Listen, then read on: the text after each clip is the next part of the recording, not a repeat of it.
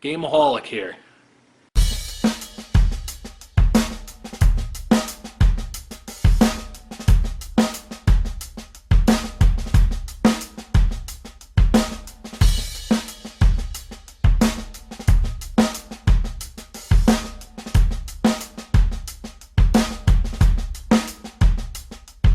Playing these games and getting a migraine, turning them into dust like dinos from Endgame. These games are so tough they can't be beat, but it's always entertaining, so have a seat. Screaming and yelling and flipping the bird, he's a gameaholic, haven't you heard? He's got a controller in his hand, trying to get you to understand that these games cannot be beat. So sit back, relax, and grab a can of beer to drink with a friend while he yells at his screen. These games, they never end. The gameaholic is really mean to these bad games. Watch your screen, you'll see what I mean. And as always, this is where I belong. Dear Journal, it's me, the Gameoholic, and it's 2021. Thank the fucking Lord. But no one is thankful for this bullshit game that I have to fucking endure today. That's right. Gameoholic back here. The big boy today. And we're finally done with 2020. Fuck that year. Because now we're here at 2021 and we're gonna set everything aside and we're gonna bring things back to basics. Everything's looking great. Everything's looking bright and colorful now. But we're still getting fucked on shitty garbage fucking crap that I don't want to fucking play. 4 years in a fucking row. 2,400 people later. Eat shit and eat my ass dry. But I digress. First things first, I want to thank all the new subscribers, everybody who followed me out through the year of 2020, and so on, and I want to thank Vanilla Biscotti for that outstanding opening, and I want to thank Cy over at Which Way Games for issuing the top 10 Nintendo games that don't feature Super Mario. Challenge accepted.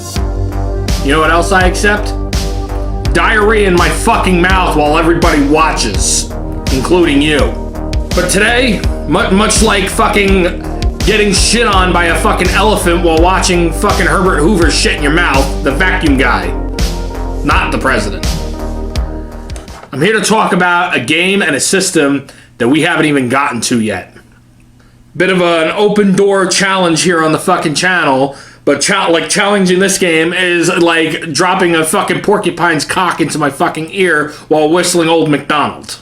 Today we are playing for the Game Boy Color. Doug's Big Game. 1 second.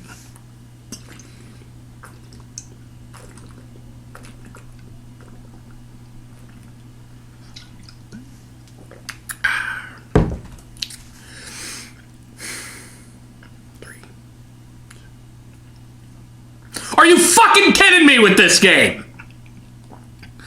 This is one of those notorious fucking Game Boy Color games that could be beat in less than 5 fucking minutes. Holy shit! I guarantee you that's not gonna fucking happen today. Because this is the Gameoholic channel, and we're lucky if we could beat a fucking game in less than fucking 5 days. So let's pop this fucking gonorrhea-infested shit meter in and see how it fucking plays out. Let's pop this piece of shit in. So we're playing on the Game Boy Player on the GameCube, which is why I have the controller. Why? Because I wanted to capture the best footage, so suck my ass, you fucking asswipe eating dick. So the game is, you start off in Bluffington. The point of the game is you have to find Patty. Patty's gone missing. I guess this is, you know, some Disney Law and Order shit. You press A to talk to people, and you press B is like an information button. So you're walking around Bluffington, and basically what you have to do is you talk to all the townspeople, like Connie and Mr. Sully, who's a fucking jerk-off. You collect these coins, fucking useless silver shit, and basically what you're doing is you're talking to all these different people to try and find fucking Patty. What a fucking stupid concept for a fucking game. This bitch wanted to go missing, let her fucking stay missing. Go into the school, you talk to fucking Chalky Studebaker. Remember that time he fucking cheated off your test? And then he fucking just sat there? What a piece of shit. Fuck you, you green Muppet looking cocksucker. Here's one thing I want to tell you about the game. The ending and the challenges that you face in the game all change based on where you start in the game. What I mean by that is if you start off in Bluffington, if you start off at the school, the final boss could be Roger. If you start off at the house, the final boss could be Judy. So there's no set pathway to play this fucking game. You can spam the game like people do with fucking Pokemon to catch their fucking shinies and keep resetting the fucking thing. That's not the way we play on this fucking channel, you fucking lucky duck dick.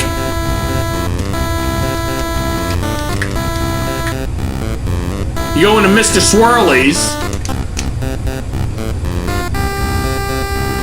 and you talk to Ventfuck, or Ventruck, whatever the fuck his name is.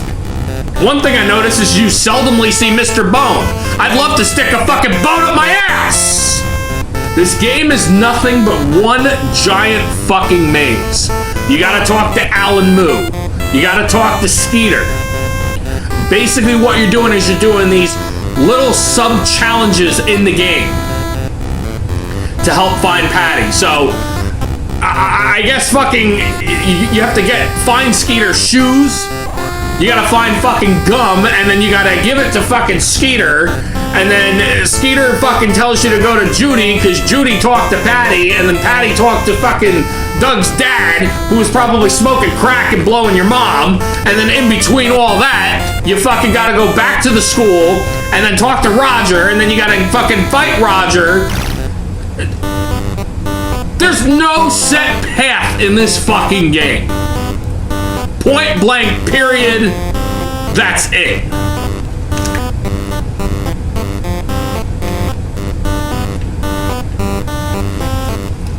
Oh my god, this fucking game is tedious as shit with the fucking maze.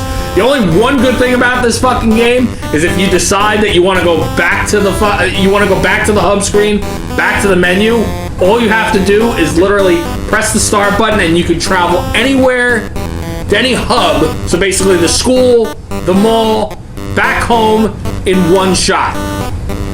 That I will give you credit for.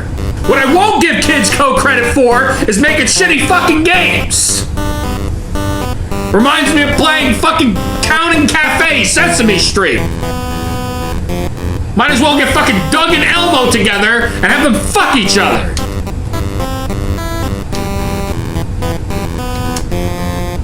And who the hell names their dog Pork Chop? I swear to God, if this was me in this fucking game, I would have called my dog like Ground Turkey or Ground Chicken. Yeah, that'd be a lot fucking funnier than calling him fucking Pork Chop. Stupid ass. And what's wrong with the school here? Look at all the fucking cracked floors and stuff like this. Where the fuck is this? Where is the Bluffington? Detroit, Michigan? Then you go back into the, I guess, the newsroom, and you talk to fucking guy who looks like fucking Barney the dinosaur if he got fucked by Andre the Giant. Big fucking purple piece of nothing. Finally, you get to the first part of the game where something happens. Quailman rescues Super Sport. This is the worst part of the fucking game. So you see Patty sitting there. Look, I've already gotten hit twice. Try again. Bob and dart like only Quailman can. How about suck my ass and lick my hairy fucking pubic hair like only Quailman can? You fucking asshole. So the point of this boss is basically, I guess you're fighting like this alien ship or whatever, and you have to shoot these two, I don't even know what the fuck they are, these knobs or something on the side, and you're shooting the quail eye. Victory is within reach. Fly away. I like to fly away from this fucking game real fucking far. Possibly to Baghdad.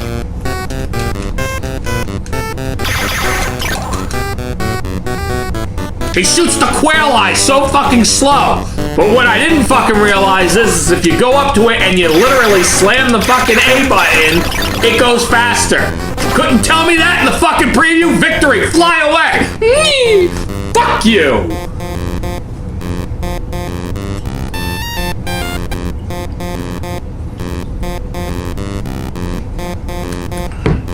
So now I guess that you did that in some sort of record time or whatever.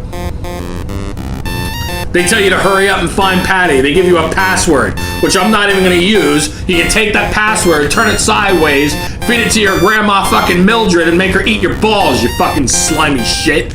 Now I know why Disney produces bad fucking games. What's with that music? Like, I understand it was all, I don't want to say like a cappella, but it was like, yeah, it's more like, fuck you, fuck you, fuck you. Fuck this fucking shit.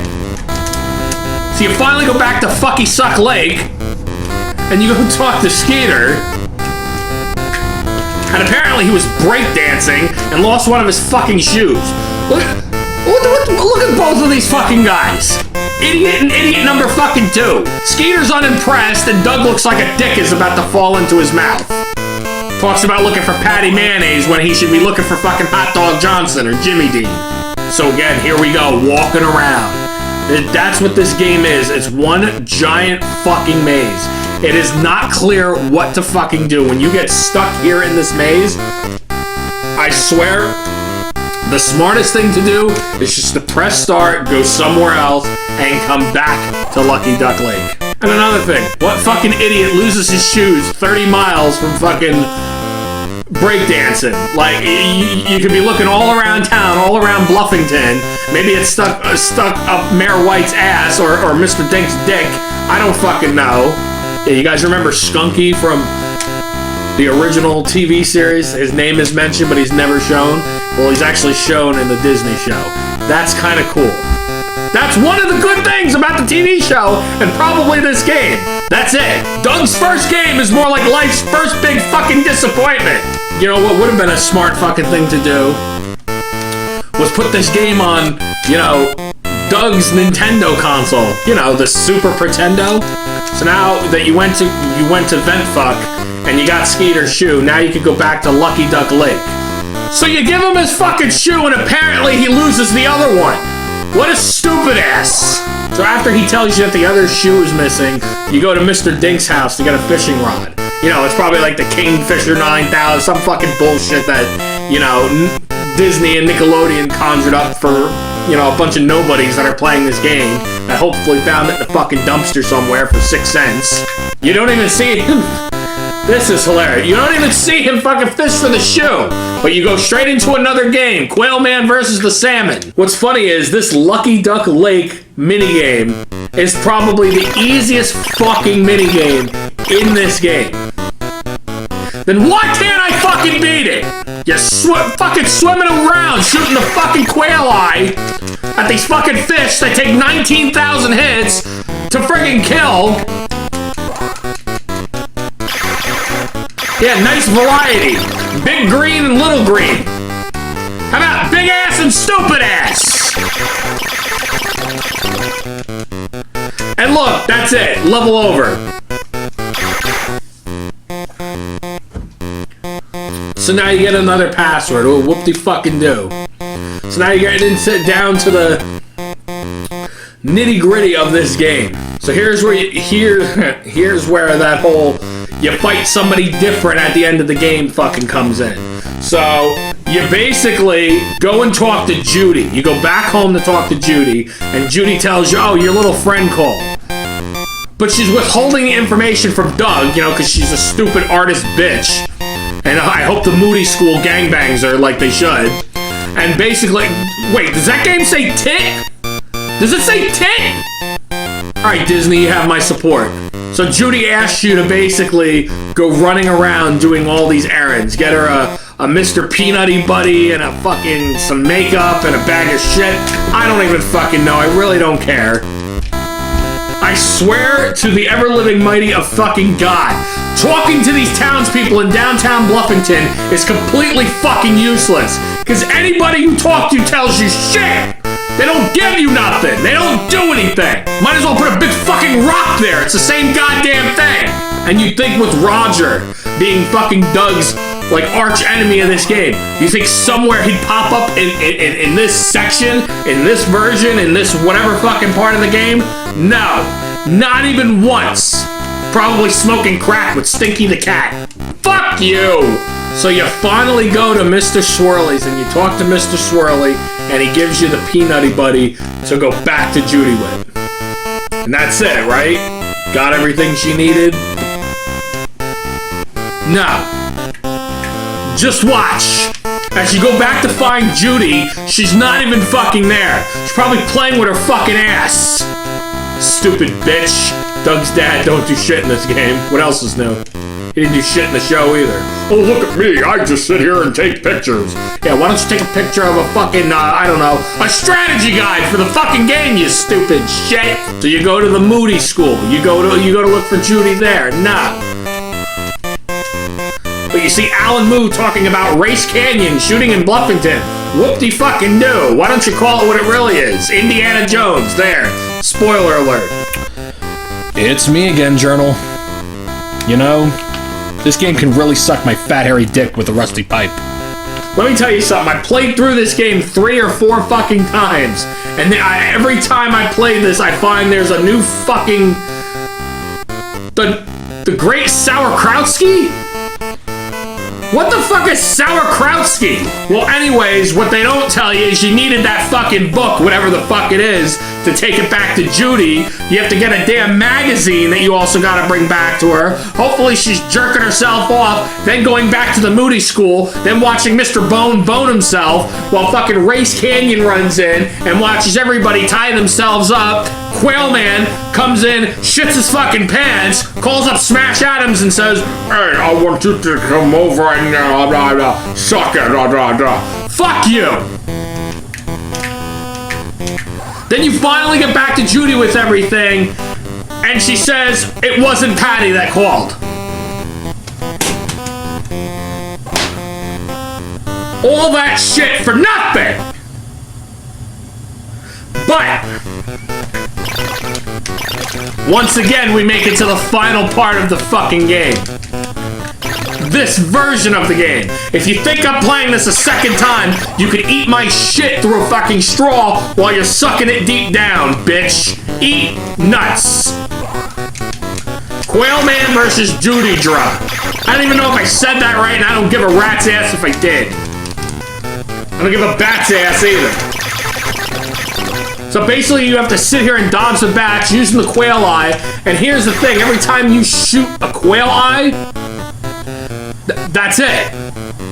You have like 9 quail eyes you could shoot. Oh my god, if you hit A and B together, you could switch to pork chop. I've been playing the whole fucking game for the last hour and a half, and you could just have switched to pork chop.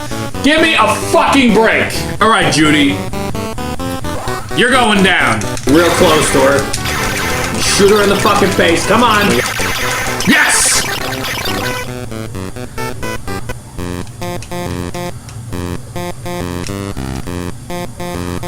Come on, Judy, stop toying with me. Oh, all right, Patty didn't call, but BB did. She wanted you and Patty to go to the mall. Judy, you lying bitch, and I made her run errands. I didn't lie, I just said your friend called. You assumed it was Patty, you stupid fucking Bluffington bitch. Yeah, thanks for nothing, Judy, you fucking bitch. A third fucking password. Now, you'd think there'd be some clever ending, right? Some big blowout where Doug dresses up as Quail Man and gets in, and him and Patty team up and beat the shit out of Mr. Bone, like Robo Bone or something like that. No, I had a minute. I came to the mall. How can I make it up to you, Doug? I have 2 passes to all-you-can-eat Swirly's Mountain Ice Cream Extravaganza. Wow, that's great! I can't wait to go! And guess what?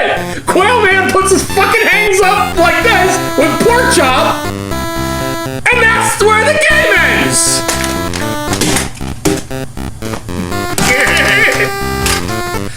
I am fucking done! I've been dealing with 4 years, starting on 4 years of fucking bullshit. You can take Quail Man, you can take Race Canyon, you can take Smash Adams, you can take BB, Connie, Skunky, Stinky, Pork Chop, Alan Moo, Mr. Bone, Larry David, Shawn Michael. I don't even know who's in this fucking game. I don't care. Because Disney's Doug can suck my big game fucking dick. You tell me games like this are fucking timeless? I don't play games with fucking time shit. Time limit, time bullshit, time fuck you, bitch. What I'd love to do is go back to a simpler fucking time. Where playing games didn't mean shit. You didn't have to hook up a fucking console in 1983, 1981, 1979. I don't give a fuck if you're playing Odyssey, Atari, or fucking Pong. I want to go back to a simpler time. We didn't have to deal with this shit. And I think that's exactly what I'm going to do.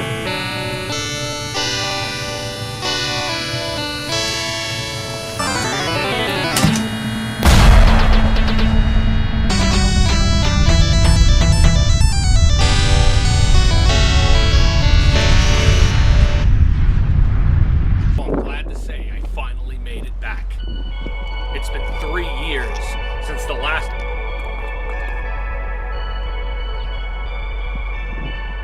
Anybody else see that? Anyway, it's been 3 years since the last time I've had to deal with this stupid ass Back to the Future fucking game. Yes, yes.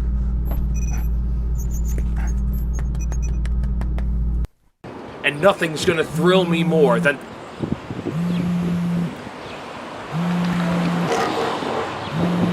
Hello? Gameaholic! My experiment was a complete success. Your cell phone clock is now 30 minutes fast. Doc, slow down. Wait a minute. Are you telling me that it's 1:30? Exactly. Precisely. Damn. I'm late for the newest episode.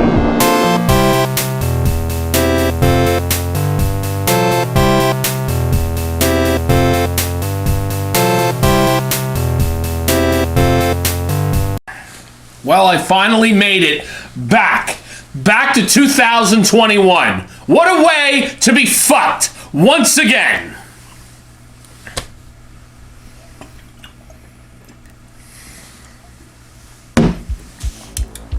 First things first, for anybody who disliked that opening, you could suck the fattest part of my wang while wearing a fucking sombrero, you dick-sucking mop shitter. I want to thank all the new subscribers and all the new followers on the channel. Congratulations, you are the biggest idiots in the fucking world right now. But as long as I garner your attention and gather your views and subscribes, I'm okay with that. So you can kiss the biggest part of my butt. That's right, I replaced it with ass. Still said it anyway! So last time we were here, we reviewed that bullshit fucking Doug game on the Game Boy Color.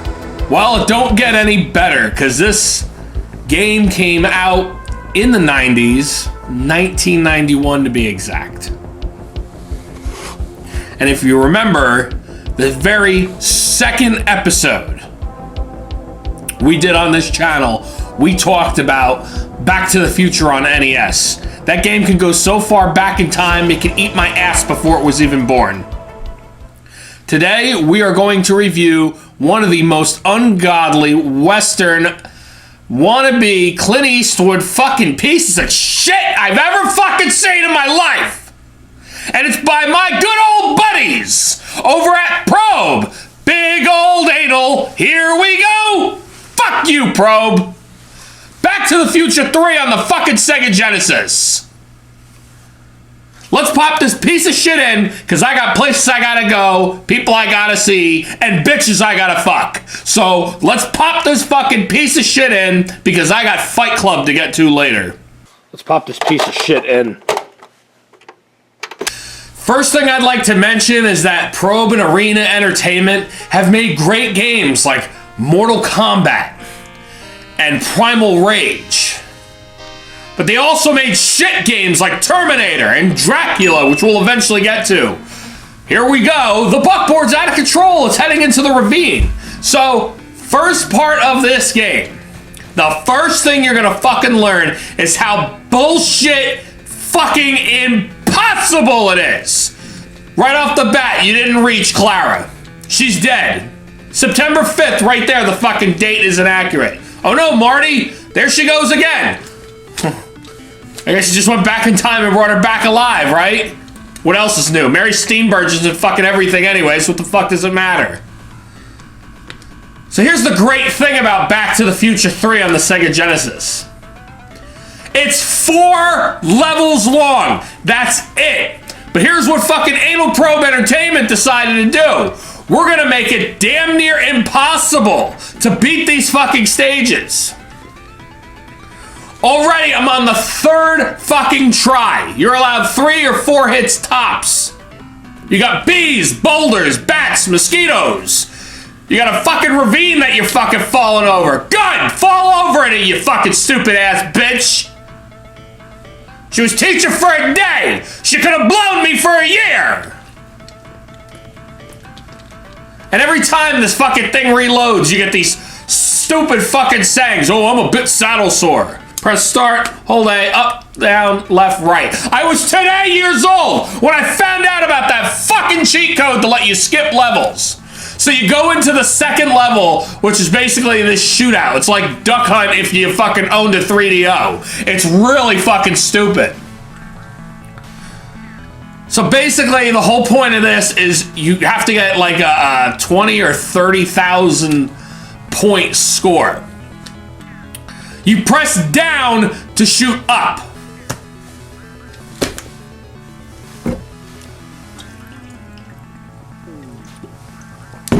I drink up to shit left. You're shooting the fucking duckies, the fucking... these cowboys and shit. Buford Mad Dog Tannen. What? He's an asshole. What drives me nuts about the whole point of this fucking shootout is no matter how many fucking... you could accidentally shoot Grandma. You could fucking shoot the ducks. You could shoot Mad Dog and his fucking people. You didn't make the grade. Getting trigger happy. Trigger this with this finger, you fucking dickwad. Plus, I never knew how this fucking stupid clock in the top right corner works. Apparently, that's the fucking time clock. I guess you can't do it digitally because digital clocks weren't around in 1885. But apparently, dipshits were around in 1885.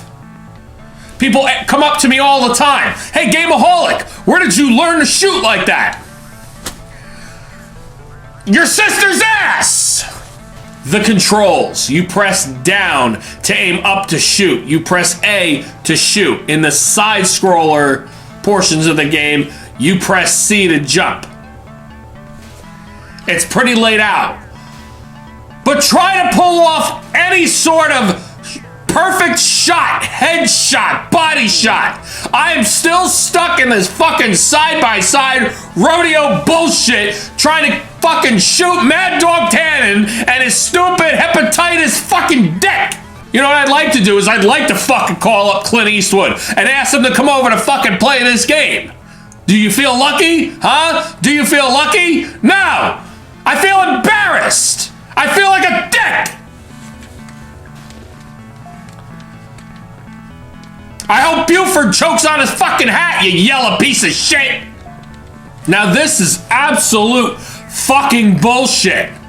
I have fucking played this shootout level. It's gotta be 4 or 5 fucking times. And I've literally done my absolute motherfucking best taking my time, not taking my time, and shooting all these Western cowboys and shit, shooting the geese, shooting the ducks, and I've done the best I absolutely could, and they still say you didn't make the grade. Grade this! You know, fuck going back to 1885. I want to go back to 1991. So I could stop Arena from making a decision to make this fucking game.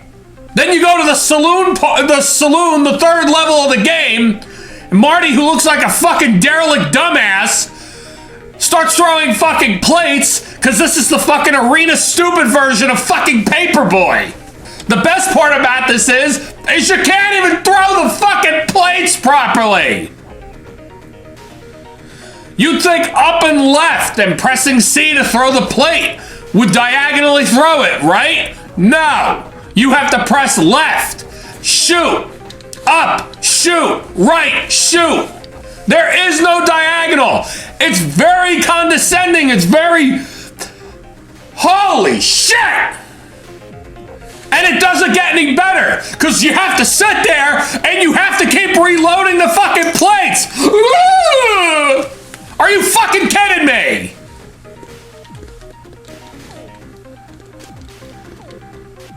Good, he fell on his face. You got shot too many times. Fuck you, Eastwood. And on the next screen it goes, I don't have many pies left, sir. Where did you hide them, you stupid bitch? I am trying my best. There is no direct way to fucking hit these guys. Fuck this, I'm using the code. You got all of Buford's men, hooray. Now we go to the final level of the game. Basically, you're on the train, trying to get to the front of the train so we can get back to 1985. You know, that big scene at the end of the movie? Apparently there's 35 fucking men who are trying to stop Marty, and you can't even stand on the top of the train for more than 5 seconds at a fucking time.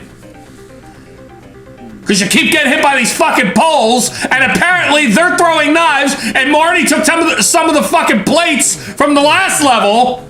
I guess he was a stupid ass and he was hungry. When the fuck did you see a lion on that train?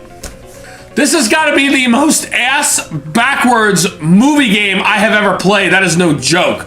And I've played Batman Forever. I've played the original Back to the Future. I've played the Die Hard trilogy. And none of them are uniquely as terrible as this one is.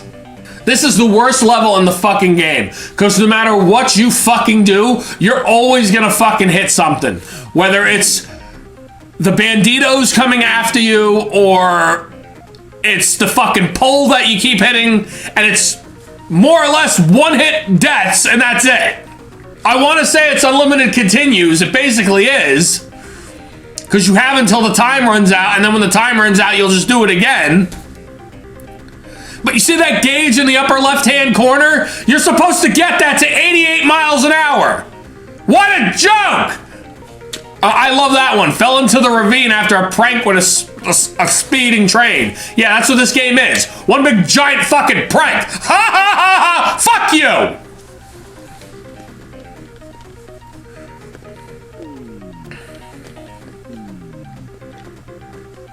You know what? Before I finish this game, let's take a commercial break. Wait a minute. Don't I know you from somewhere? Yes, I'm George McFly, and I'm your density. What? I mean your destiny.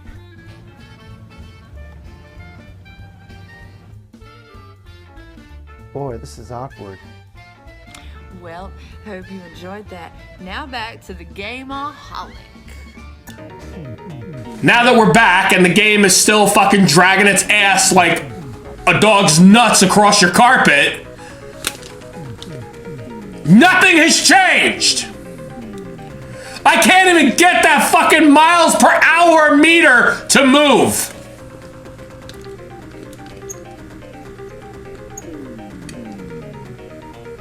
You know how people light a flaming bag of shit and put it on a porch? Fuck that, it's 2021. Just put this game there and say, try to beat it without the cheats.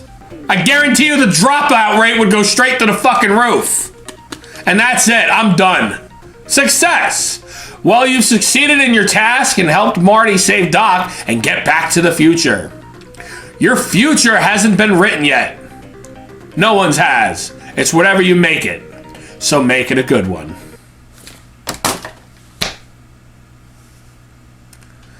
Basically quoting the end of the movie, and it goes straight back to the fucking Sega logo. No big boss battle with Buford Tannen. No part of the fucking movie where Jules and Vern, the two kids, smack Doc Brown's dick around. Nothing. Nothing. There isn't even a part where Jennifer says, Marty got fired. What do I do with this? I got an idea, Jennifer. Not sit on your ass for half a movie because they didn't want to fucking pay you. You stupid, out cold, unconscious fucking bitch. This has got to be one of the worst fucking movie-based titles I have ever played to date in my life. And I swear, by everything that matters to me, this probably won't be the last shitty game we'll fucking play based on a movie. I'm sure there's a gajillion Padurf out there fucking still waiting for me. But you people, yes, I'm saying you people, my followers, my watchers, my subscribers, people probably watching all around the fucking world in their fucking Trons. Making fun of me, laughing at me, cheering for me. I don't give a fuck what you do. How much more do you expect me to... you know what?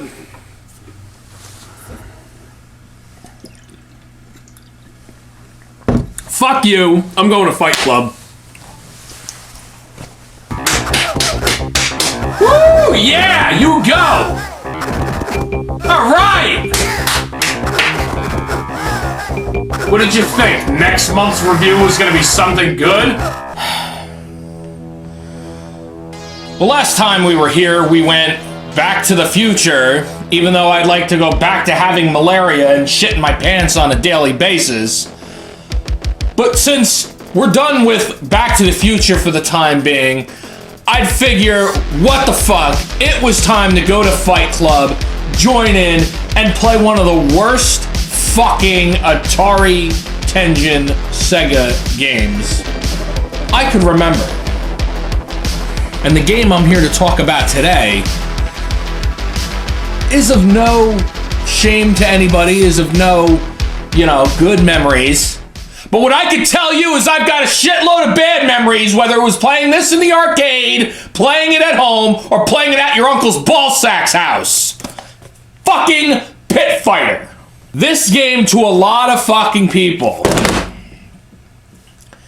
is known as the pre-Mortal Kombat game, released in 1991 in the home consoles and 1990 in the arcade. Now today we will be touching upon the Sega Genesis version, which a lot of people have said is the notoriously better one.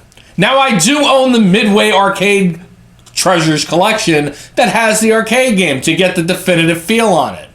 But I'd rather sit here and touch myself rather than play this fucking anal gland piece of fucking turd shit that is thrust upon me today. Not to mention, I have it complete. Fuck me.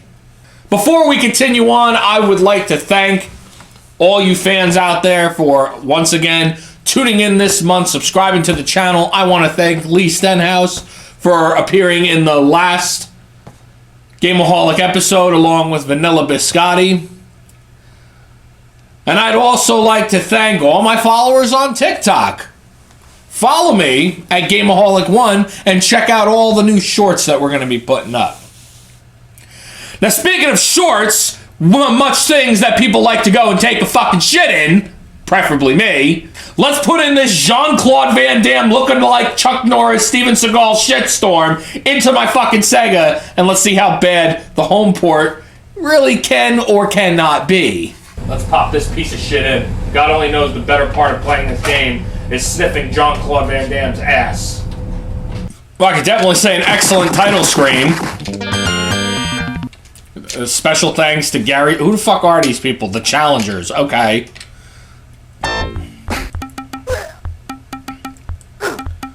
You know, I hate to say, for Sega Genesis, this little cinematic video opening is not terrible. But it's just there to lead you, to make you believe that this is a pretty good game. And guess what? Spoiler alert, it's not! Not much for settings in this game. The ultimate competition. So you have your choice of Buzz, Ty, or Kato. One's a pro wrestler, one's a kickboxer, and one's a black belt. So it's basically like picking from Mo, Larry, and fucking Curly. So we're gonna play Buzz. Match 1, Show No Mercy. So the point of Pit Fighter is this. You play as one of these 3 former champions or fighters, whatever the fuck you want to call them.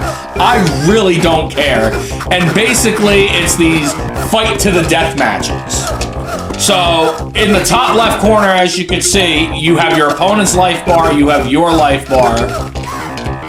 And wow, they're actually keeping track of how long the best recorded match is, which should be a 2-minute match. Fair enough. But what the fuck is the point of that? Oh, so I beat his ass in 39 seconds. Whoop-de-fucking-do. So basically, every time you win, they show you on this forklift as if your fucking fat ass ain't fat enough from all the steroids you've been taking to play this fucking game. Southside Gym.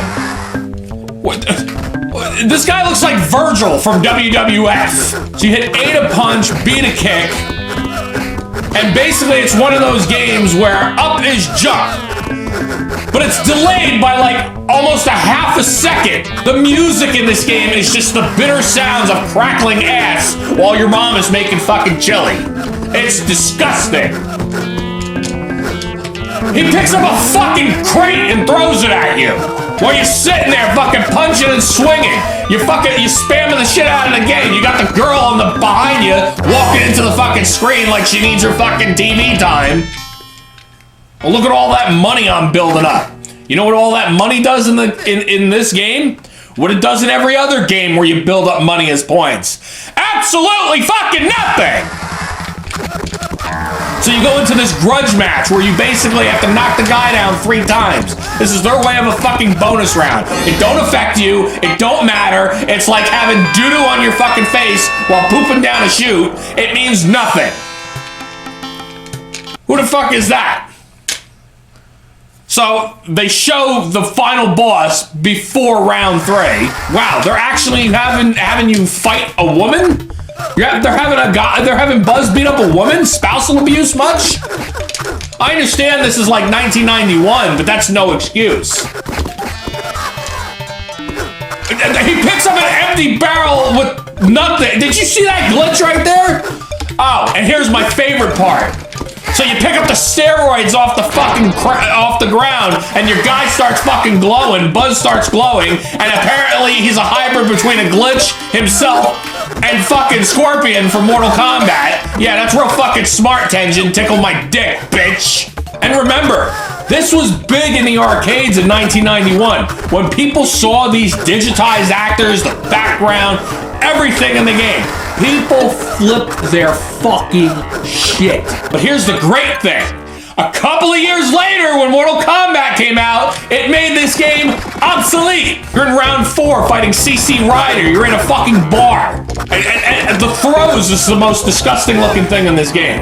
Anytime you go to pick up a pool cue, a barrel, a fucking, I guess that's a stool, or either that or it's a really bad giant looking plastic spider. I really don't give a shit. Being thrown around in the game, it's, first off, nothing breaks. It stands straight up. It makes the game, it really does make this game look pretty fucking terrible. I'll tell you that. Again, so after every couple of rounds, you go into these grudge match things. It's just a way to get extra points, extra money, whatever. The real question is, who the fuck owns this factory and allows all these just random people to stand there hours on end and kick the shit out of each other? One thing you probably haven't noticed the whole time we've been playing this, going to match 4 right now. You know what that is?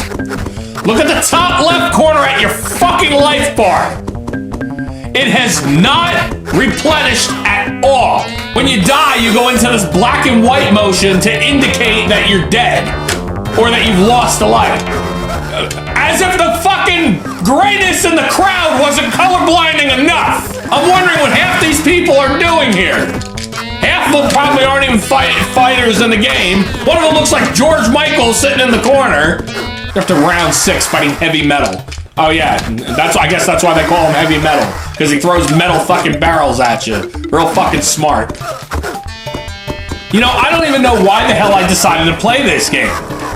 Because it's god fucking awful. Even for an arcade port. It's one of these times where I am so fucking glad I do not own the Super Nintendo version.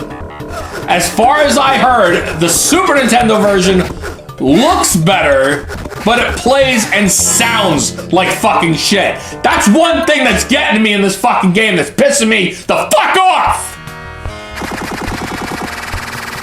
The music in this game sounds horrendous!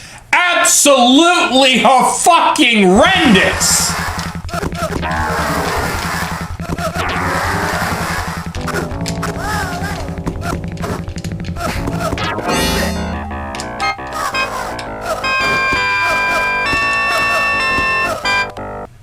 Are you tough enough? It's all power and it's all for show. I'm tired of making these fucking throwback jokes. I mean, one thing I could say about this, the stage layout of the game, I am not against whatsoever. You're fighting in a bar, you're fighting in the street, you're fighting in a fight club, you're fighting in like a parking garage.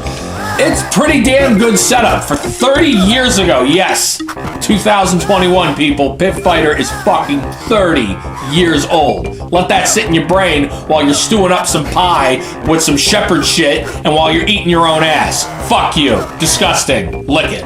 To me, this is one of those games that should have remained just an arcade game. Because then you know what? A year later, or 2 years later, it wouldn't have felt so fucking dated compared to Mortal Kombat. Mad Miles. Who the hell is that? Cheech Marin or Simon Gotch? You'd think. They're in a parking garage. Where the hell did he get a pool stick from? Look at all that money we got. $350,000. Could buy a fucking house. Here's an idea. Maybe we could buy a better fucking game! And after a while, let me tell you something. This game gets fucking very repetitive, very quick. These grudge matches suck the fattest part of my ass. Part of me hopes Buzz steps slightly forward so he can fucking fall and crack his head off that fucking pallet. You fucking dumbass. So here we're fighting Southside Virgil again. And finally, your life bar goes down where it can replenish because you lost a life. Wow, this game is complete bullshit. He picks up an entire motorcycle and throws it at you. Who the fuck branded that motorcycle, Tenjin Fisher-Price? And I figured now, since we're getting down to the nitty-gritty, match 10, getting close to the end, where let's talk about the biggest bullshit part of the game. Because I've never made it to the Executioner, the final fucking boss. Right before that, you have to fight 2 of these fucking Nathan Joneses. And they're damn near impossible, but they sit there and beat the shit out of each other after you're dead. And you know what? That's Pit Fighter, Sega Genesis, sucks my fucking Mega Drive cock. The ultimate competition. Suck my ultimate balls, you fucking arcade fighting fucking motherfucker.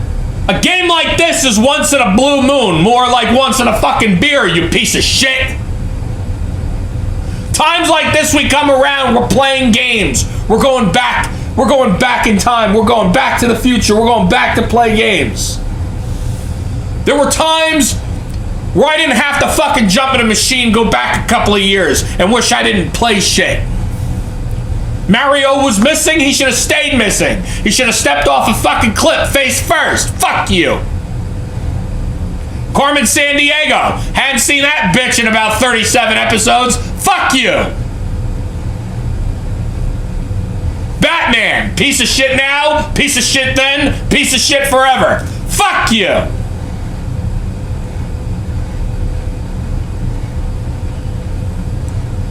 These games build up crap, crap, crap, crap, crap, crap, crap, crap, crap, crap, crap, crap, crap, crap, And I'm done playing shit. And here's why. For 2 reasons. Because as we roll into, in the middle of the year, might I add, doubleheader month, Yay! let's talk about 2 things. 1, a couple of months ago, there was a challenge that was issued to me. Let's take a look. I want to know, what are your top 10 Nintendo games that don't include Mario? Sai, I'm here to tell you that challenge hasn't been accepted. I've got a little bit of a bad taste in my mouth from a game you had me talk about. A game that I told you I swore I couldn't do without you. And that was something that had to do with an adventure. Well, guess what, Sai? Ya fucking shit-sniffing fucking fart mouth. Take the insult with what it is, because it don't come any better.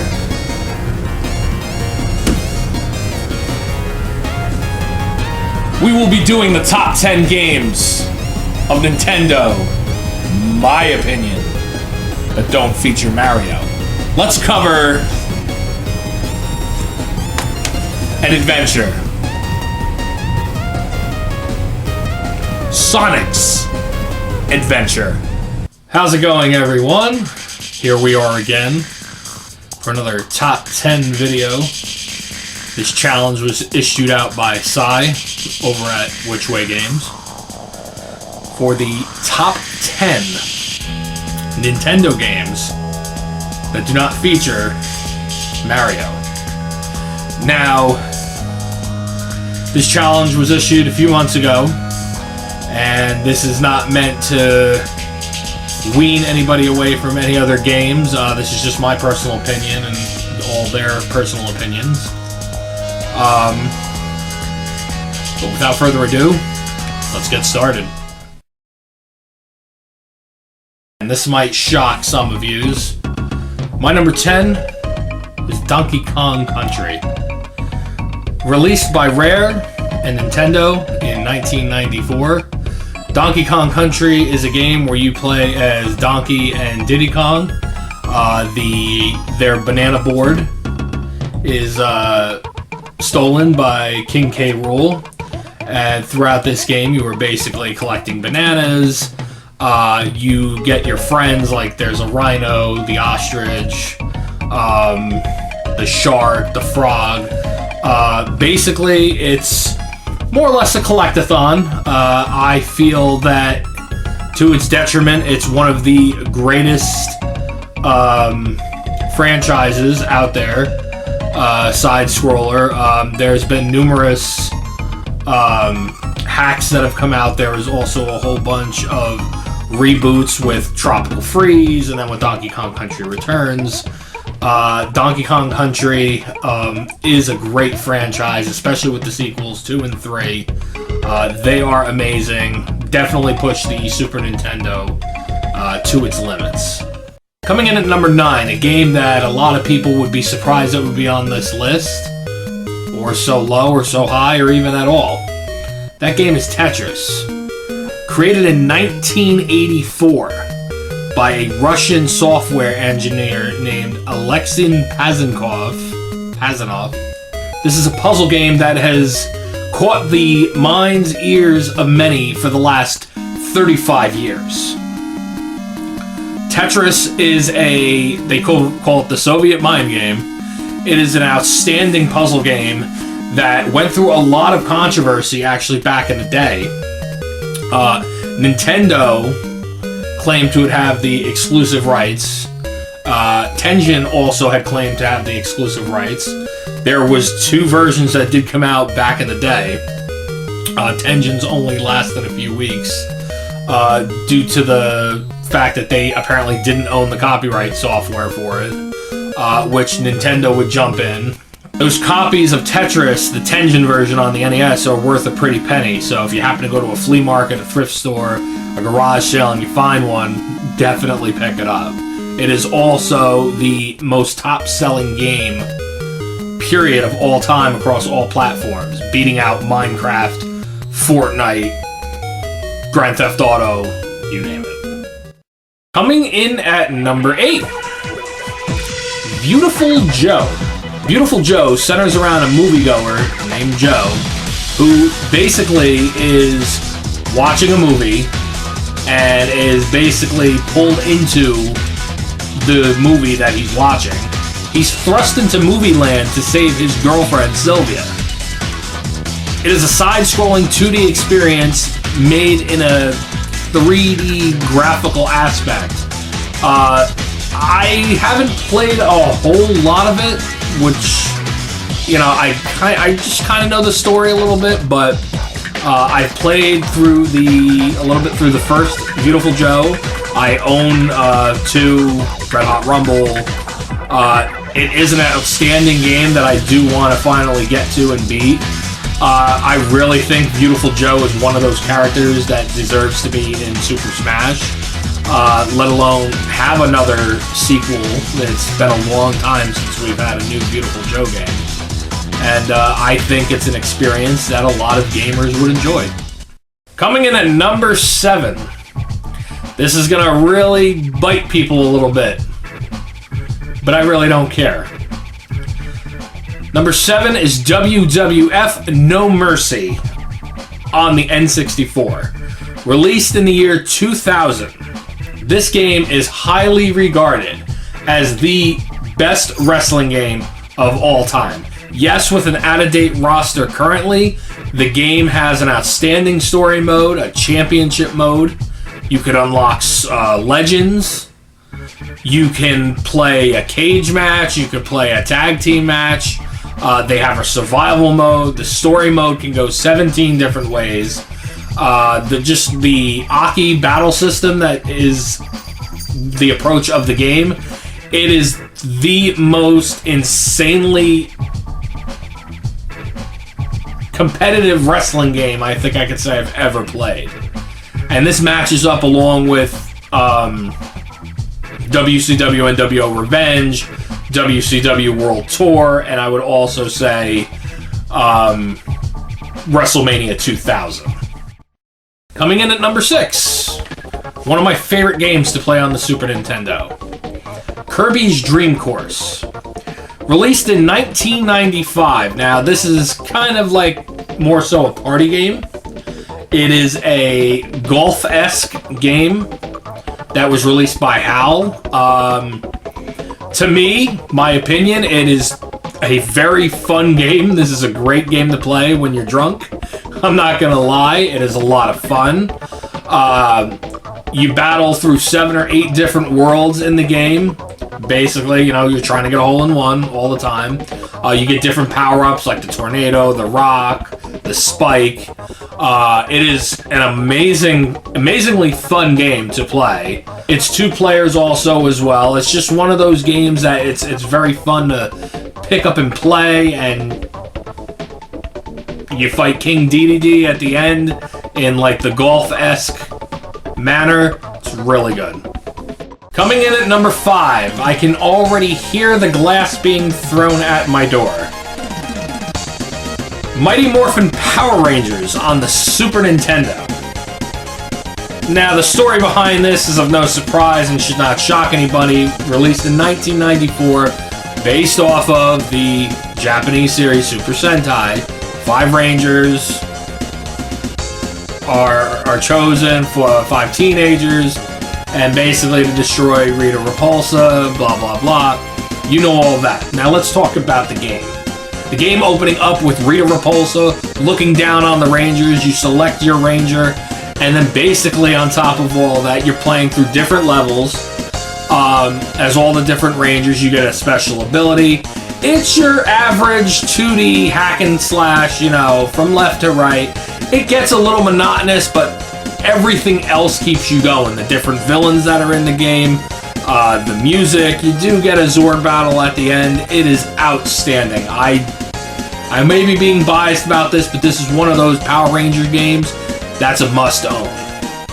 Coming in at number 4, released in 1997 and re-released just this past year in 2020, Doom for the N64. Doom 64 is one of those outstandingly first-person shooter games that almost any retro first-person player can get behind. So basically, as you're playing as the Doom guy, there is this basically big outbreak that happens, and you're basically trying to send messages back to Earth, basically saying, you know, there's going to be an attack, there's an attack where you're at now. I'm not too familiar with the in-depth story behind Doom 64, but honestly, you're not going to give a shit when you pick up the game and play it. It's one of the best first-person shooter games I have ever played, in my opinion. It ranks up there with, let's say, Resident Evil, Borderlands, the list goes on with first-person shooters and third-person shooters. I can't list them all. Duke Nukem. It's one of those games where you're going to get so entwined in the story. It's incredible. Coming in at number 3. Now, this is a big step away from all the games we were just talking about. Number 3 is Pokemon Snap for the N64. Released in 2000. It is a different step away from the RPG style that we're used to in all the older Pokemon and newer Pokemon games. You play as Todd, a photographer who's basically going around trying to take pictures of all the different Pokemon. You know, and you meet with Professor Oak, and you get items that you can use in the game. You're trying to snap basically the best picture. If you remember back in the day when the game first came out, there was kiosks in Blockbuster where you could print out your own pictures. It is a very great idea to get away from the Japanese role-playing style that we're used to with all the other Pokemon games. I've ranked this so high, only personally for the sheer fact is I absolutely love going back and playing this game quite a few times a year. When friends come over, I play a little bit with them. It's an amazing experience for such a different style game. Now, number 2 is gonna kind of shock people a little bit, but I'm not doing it as one game. I'm doing it as the franchise. That is Castlevania. Castlevania is basically so high up on my list. It's one of those 2D side-scrollers that has been reinvented over the years. If you've played Lament of Innocence or Lords of Shadow, Castlevania, you take control of Simon Belmont, Richter Belmont, you're going through the castles, basically trying to kill Dracula. In one Castlevania game, you're trying to get Dracula, kill him after there was a nuclear eclipse in like Mars or the solar system or on the moon or some shit like that. I don't even remember, but it's a crazy in-depth story. If I had to pick one of the franchise as one of my favorite games to play, it would obviously be Symphony of the Night on the PlayStation, where you take control of Alucard and basically make your way through the castle. That would become the cemented part of Castlevania. Any game usually that took place afterwards, not until more recently, always took place in the castle.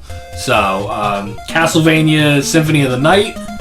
If I had to pick a top 3 of just Castlevania, I would say Symphony of the Night, Dracula X Chronicles, and probably Lords of Shadow. Now, there's a lot of games I did not mention on this list, and I really don't want to do an honorable mention. So, what is number 1? Well, number 1 is one of the only franchises I haven't picked to talk about in this video. And more or less, there'd be so many other games to pick. Well, honestly, the game I've decided to pick is just one, and I feel it beats every other game of the franchise. The game I'm referring to is Legend of Zelda Majora's Mask for the N64. Released in 2000 on a nice little gold cartridge. Also, you needed the expansion pack to play the game. Takes place in Termina, just after the events of Ocarina of Time, when you have killed Ganon, not as an adult, but when you go back the last 7 years. Haha. Thank you, Zelda Encyclopedia. Basically, you're playing as Link, who has curse put on him by the Skull Kid after he has acquired the Majora's Mask.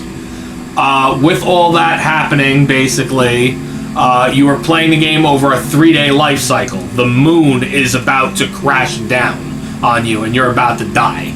So, you use the Ocarina to basically slow down, speed up time. The whole point of the game is collecting masks. It sounds like a very short game. It kind of is if you don't do all the side quests. There's only about 4 big dungeons. And what's crazy about this game is it is the greatest Zelda game of all time. I will have that put on my headstone. I will take it to the grave, and I will be buried with it.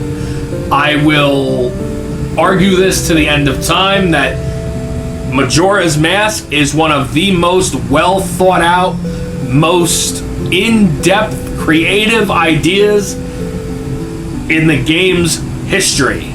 Period. I would love to see this game remade for the Switch. I absolutely loved playing it on the 3DS. And they need to go into this franchise more. Make Majora's Mask its own side game. Completely. Like, make 5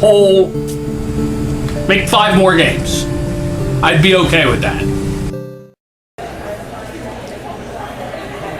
Ladies and gentlemen, I am aware of the game that we are going to review today is a game that a lot of people praise, a lot of people love, and not a lot of people have a lot of bad things to say about it. But unlike me, I am the gameoholic, and I want to let everyone know that this game does have some bad features to it. And I will take a few questions now. Yes, you. What game will you be reviewing today? Sonic Adventure. Oh, fuck you! No, shut up! No, shut up! You, yeah, fuck you, Johnny. Go fuck yourself. Let me tell you this. And the fact of the matter of this is, there's plenty to say about Sonic Adventure. Whether it's the Dreamcast, whether it's the fucking GameCube, or whether it's the Xbox 360 version. Just look at what I had to say here.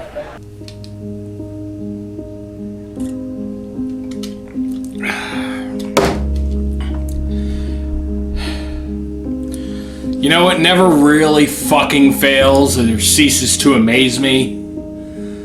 The fact that it has come time again that we've got to review a good game. Last time we tried to pull this shit, we went and played A Link to the Past. And nobody wanted to see a review on that. You know, there wasn't really a lot to compare it to other games, because genuinely, A Link to the Past is one of those endless, timeless, great games that you could beat in an hour and a half, or if you choose to beat it in 3 minutes, to play. So I dug deep. I went back into my past and I said to myself, well, Gameaholic, what game can you play that everybody likes that nobody wants you to critique? Well, you fucking ass-banging shit flippers, I ended up finding a great fucking game, and that is Sonic Adventure. On which console? Now that's what draws the question, because the game has been released on numerous consoles, originating on the Sega Dreamcast in 1999. Then coming out for the illustrious stinky poo-poo ass fucking Nintendo GameCube and again on the Xbox 360 as part of the Sega Dreamcast collection. Now, you're probably asking yourself, Gameaholic, why do you own 3 copies of the same game? Because I fucking can, so eat my dick and suck it dry while Flappy Bird flaps on your asshole, you fucking shit-licking dick. That's why. Now, before I continue, what I want to say about this is, I own fucking 14 fucking copies of Final Fantasy X and 9 copies of fucking Ghostbusters, the video game that came out. The one in 2009 or 6 or whatever the fuck they decided to finally release it. So guess what? Suck my shitty ball cock, you fucking shit dick. So today I am going to review the Xbox 360 version. Now, people are saying there's not a lot you could say about this game. There's plenty I can fucking say about this game. And I'm gonna leave that to you to judge in a few seconds. But before I get started, as you guys remember, there was a challenge that was issued, a challenge that was accepted, and a challenge that was completed. So, Sai, this is going right out to you, my friend, once again. I told you to give me your top 10 Sega games that don't include Sonic. You told me to do the top 10 Nintendo games that don't include Mario. So, what could I issue you a challenge for today? Well, I put some thought into it, and the challenge is this.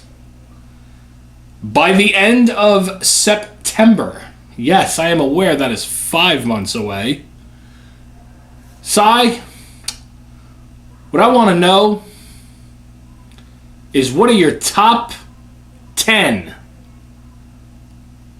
fighting games that don't include Mortal Kombat or Street Fighter? Without further ado, let's pop in this fucking shit-flipping turd burger and let's see what fucking comes alive today. Because I guarantee you, I'd rather this game come out of my fucking Xbox 360 and suck the inside of my ass through my fucking nose. Let's pop this piece of shit in.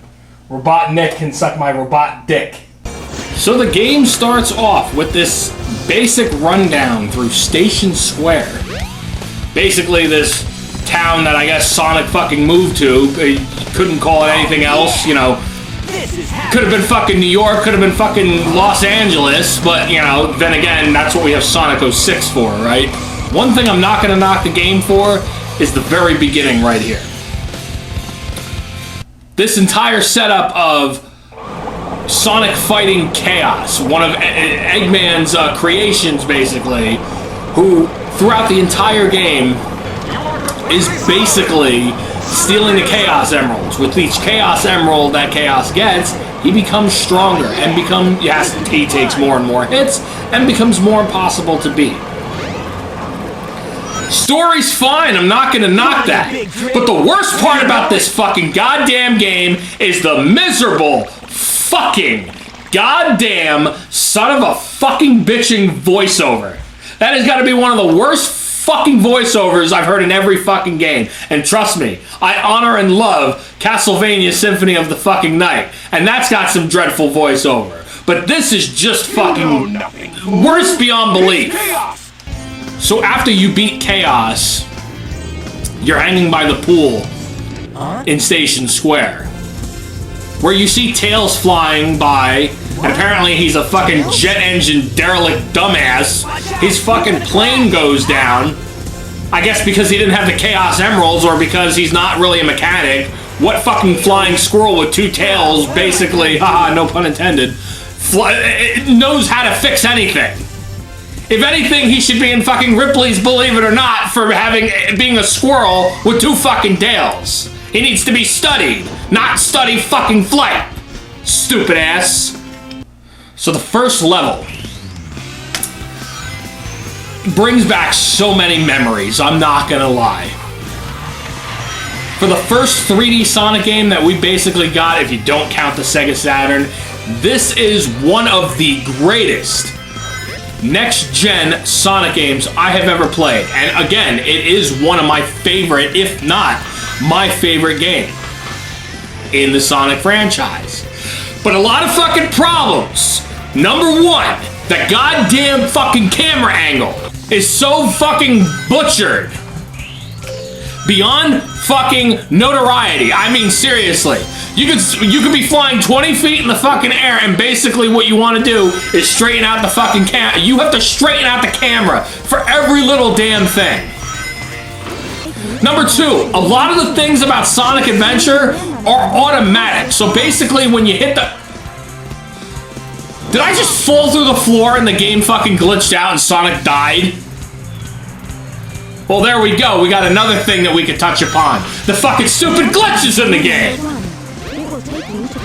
Yes, I understand this is 1999, but when you re-release this shit on the Xbox 360, even when you re-released it first on the fucking GameCube, wouldn't you think to fix the fucking bugs? No. Sega wanted to be fucking lazy. Let's just port something out for fucking 50 bucks and let them fucking deal with it. Eat shit, Sega. Yeah, this game makes me fucking sick. And you think that's the worst part of the game? Oh no, we got a whole bunch of shit to touch upon. Sonic's fucking facial expressions when Tails brings him the first Chaos Emerald. Looks like a fucking dick's about to fall into his mouth from fucking Mount Moon. Yeah, I made a Pokemon reference, sue me. So Tails basically tells you that his ship is on drugs when he uses the Chaos Emeralds. And then you have to go to the Mystic Ruins. After arriving in the Mystic Ruins, you get, guess what? Another fucking boss battle. Now, if my history serves me correct, this is the very first game where they refer to Dr. Robotnik as Eggman. They refer to him as both in the game, don't get me wrong. But after this is when they strictly refer to him as Eggman. Why don't they just call him fucking hard-boiled mashed egg fucker? Why the fuck would you change somebody's name that works so well, and that was well known for 8 years? 8 years before this. I'm no stranger to danger with Sonic the Hedgehog. Another game people like to bitch about is Sonic 3D Blast. And I love Sonic 3D Blast. Yeah, the controls are a little fucking stiff and hard to get used to, and every time you lose the fucking Emerald bonus stage, you basically get sent back to the beginning of the game. But I've played worse. They should have fucking known better. I'm not gonna knock the level design. I'm not gonna knock the graphics. I know how it was in 1999. And damn, for the Sega Dreamcast, this was pretty damn good. One really big tiff I had with this was the fact that when you re-released it, you didn't go back and fix anything. The one thing that wasn't included in the Sega Dreamcast version was the fact to play Metal Sonic. Now, I honestly was today years old when I found out that even Metal Sonic was a playable character. So yeah, maybe I didn't know my full history on Sonic Adventure, but it was one of my favorite fucking video games that I ever played. Okay, that's bar none. And if you don't like that, you could refer to my future Sega Dreamcast review that I'll probably do in the year fucking 2118, so suck my wang. Now here's my main gripe that I want to fucking address with this fucking game. One of the main gripes. A to jump, A to do the homing. I'm not completely pissed at the controls. Hell, I can even get over the shitty ass voiceover in these cutscenes. I've seen a lot worse and I've played a lot better. But my one gripe with this fucking game is, to me, again, this is my opinion, Sonic and Tails are the only ones worth fucking playing in this game. As you see in the fucking footage right here, when you play as Knuckles in every fucking stage that you play in, you gotta collect pieces of this Master Emerald. And don't get me wrong, the beginning cutscene with Knuckles is epic. And I mean epic. Probably one of the top openings for a character maybe of all time. And I know that's stretching it a little bit. But holy shit! basing his whole fucking thing around on finding pieces of a fucking Chaos Emerald was so fucking stupid. You didn't have to do that in fucking Sonic 3. You didn't have to fucking do that in Sonic & Knuckles. And I played the shit out of Sonic & Knuckles. I played with your sister's ass in Sonic & Knuckles. That's what pisses me off about this game. So Knuckles in Sonic Adventure sucks. You want me to show you the way? Here's the way. Here's the way. Here's the way, bitch. Amy and Big the motherfucking cat. So when you play Amy's story, it's basically this, oh, Sonic, you're my hero. Blah, blah, blah, blah, blah, blah. I want to suck your cock, Sonic. Stick a chili dog in my mouth. Blah, blah, blah. It is so fucking stupid. You are more or less chasing fucking Sonic around and you have to fucking dodge getting chased by these fucking robots in these fucking levels. It is so goddamn stupid. That's why this game is fucking horse shit. That's part of why it's horse shit. But the worst comes when you get to this fucking purple and white, big ass, fat ass, fucking Big Show looking piece of shit. Big the fucking cat. Playing Big the Cat just slows down all fucking momentum in this game. I didn't dislike him in Sonic Heroes. I didn't dislike him in any other fucking Sonic game, but the first game he was fucking in. So I had shit expectations right from the beginning. You basically have to do these fucking stages where you go fucking fishing. Like some Ocarina of Time linked fucking shit. And there's no fucking sense to it. No fucking meaning to his story. It doesn't progress the game any fucking farther. I don't get it. So why make a fucking outstanding great game that people want to play and put in something that just changes the speed and tone of the whole goddamn game? Sega, you know what it stands for? Super economical gonorrhea assholes. Fuck you. And at the end of the, you know, I'm fuck this. That's enough of what I have to say about fucking Sonic Adventure, because if I go any fucking farther, people are gonna start pelting rocks at me and probably trying to fuck me in my ear. And I have no fucking time for that. I have no patience for that. I have no fucking inner sanctum for any of these fucking games. One redeeming factor of Sonic Adventure is the fact when you get to the casino level, you can fucking play pinball and you see knights. Holy shit! Crossover Sega property! But that's not saying much. That's like saying the shit I took yesterday is better than shitting in your mouth. And everybody loves shit. Especially me. I love to play shit.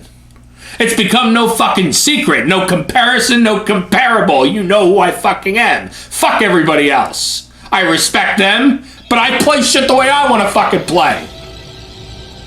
This is my fucking show. And usually, when shit happens like this, is it just gets stale and repetitive. You're right, stale and repetitive. Who the fuck are you? Me?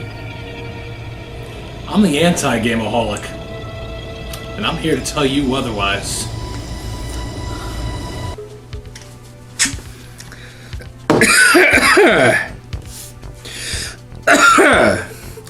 Holy shit! This was one fucking time I would hope we would never get to. Hopefully by this time I thought I would have played a lot of good games with the best tag team up in the world. But nope, I sat here patiently waiting, saying to myself, go fuck yourself, dumbass gameoholic. You gotta do garbage again today. Well, what a fucking surprise we have for us today. And now I gotta deal with this stupid son of a bitch. How you enjoying your drink over there? I'm enjoying it very much, you fuckface. Yeah, well, go fuck yourself. I've been dealing with that all fucking month. This son of a bitch doesn't want to fucking leave. But since we're both here today, it's time to discuss what we will be reviewing today. And that is the unfucking fathomable, godforsaking shit that is the Mary-Kate and Ashley Olsen series. I have 5 games of shit to fucking play today. And one is progressively worse than the next for many fucking reasons.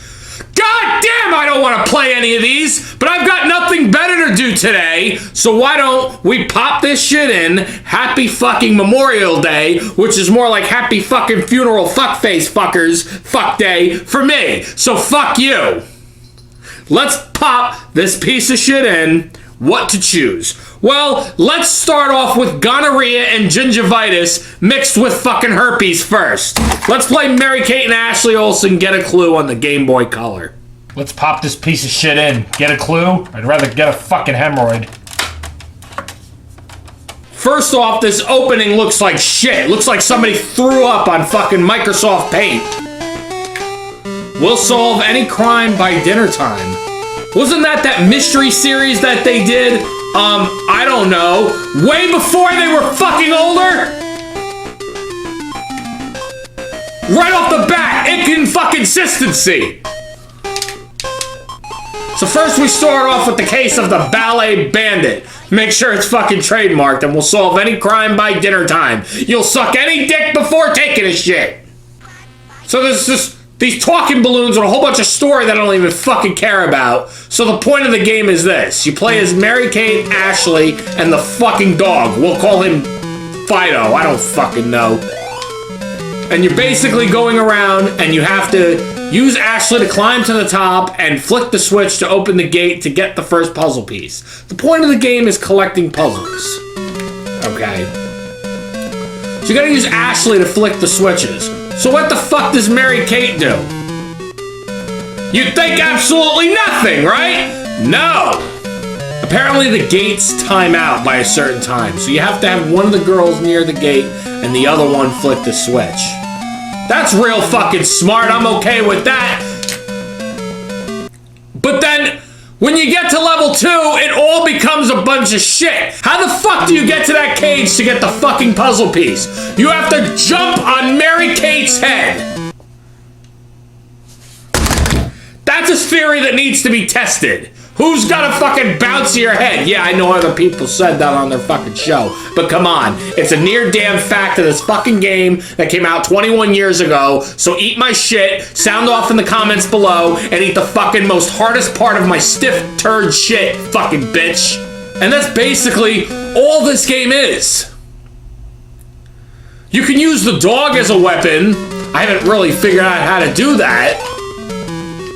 But that's all this game is solving the puzzles. You have to use Mary-Kate, Ashley, and the dog. They all have a special ability that ties them to completing the level, which is fun. And the dog can't jump from too high of a height, or he dies? Are you fucking kidding me? That dog is a piece of shit. No, you're a fucking piece of shit.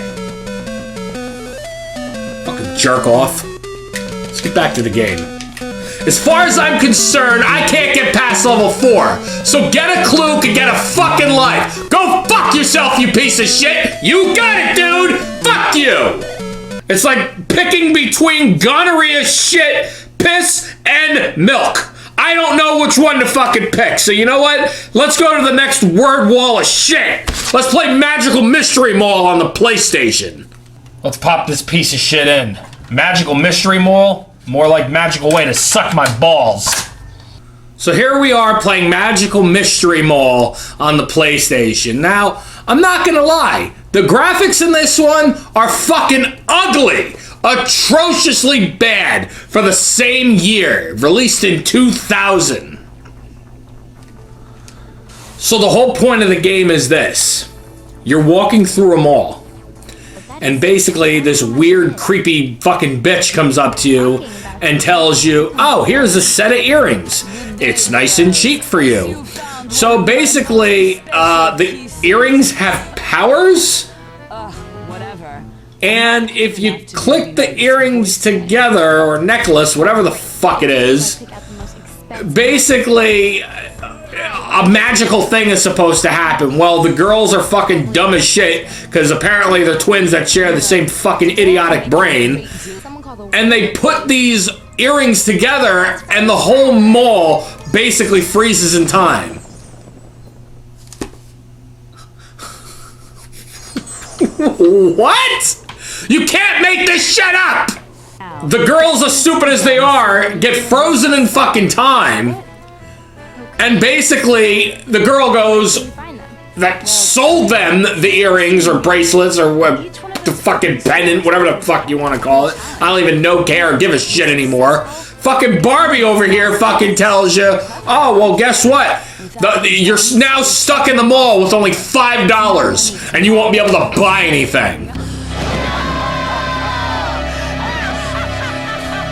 You know, that's a pretty good concept for a game. And you like this? Are you fucking kidding me? I don't want to be Shut the fuck up! Jesus Christ! When you see Mary-Kate and Ashley walking through the mall, Mary-Kate's walking like she's got a stick so far up her fucking ass, she wouldn't shit for a week! Time to hit the float. I gotta fucking calm down. I'm genuinely playing too much walls of shit at one time. Don't get me wrong. I understand that these games are not made for boys or men or for anybody to play. So I'm not a sicko, but if you think that, go fuck yourself. This is me critiquing a goddamn fucking shitty motherfucking game that looks like it shouldn't even have been brought out to the stores. Well, how easy is that? What market wanted these games? But snowboarding? How totally awesome. They had a videotape library. They had Full House merchandise. Hell, they started their own fucking clothing line. Did they really need all this shit? Did they need all these fucking video games? No!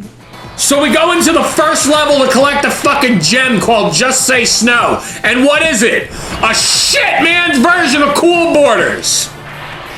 Every time you run through a gate, you pick up speed. But every time you miss the gate, they pick up speed. I think I'd rather be fucking doing speed than finishing this fucking level. Next fucking game. This is the great. Catch the Wave. You'd think this would be a fucking surfing minigame, right? Where maybe you play as Mary-Kate and Ashley, you know, riding the waves. Simple, right? Decent idea. Okay. Catchy enough name. No, it's not that simple enough. They want to take pictures of guys because they wanted to prove they weren't fucking anybody. It turns into a shit man's fucking version of Pokemon Snap. It's like Pokemon Snap if Todd had malaria. Yeah, I couldn't say that without fucking laughing. So go fuck yourself.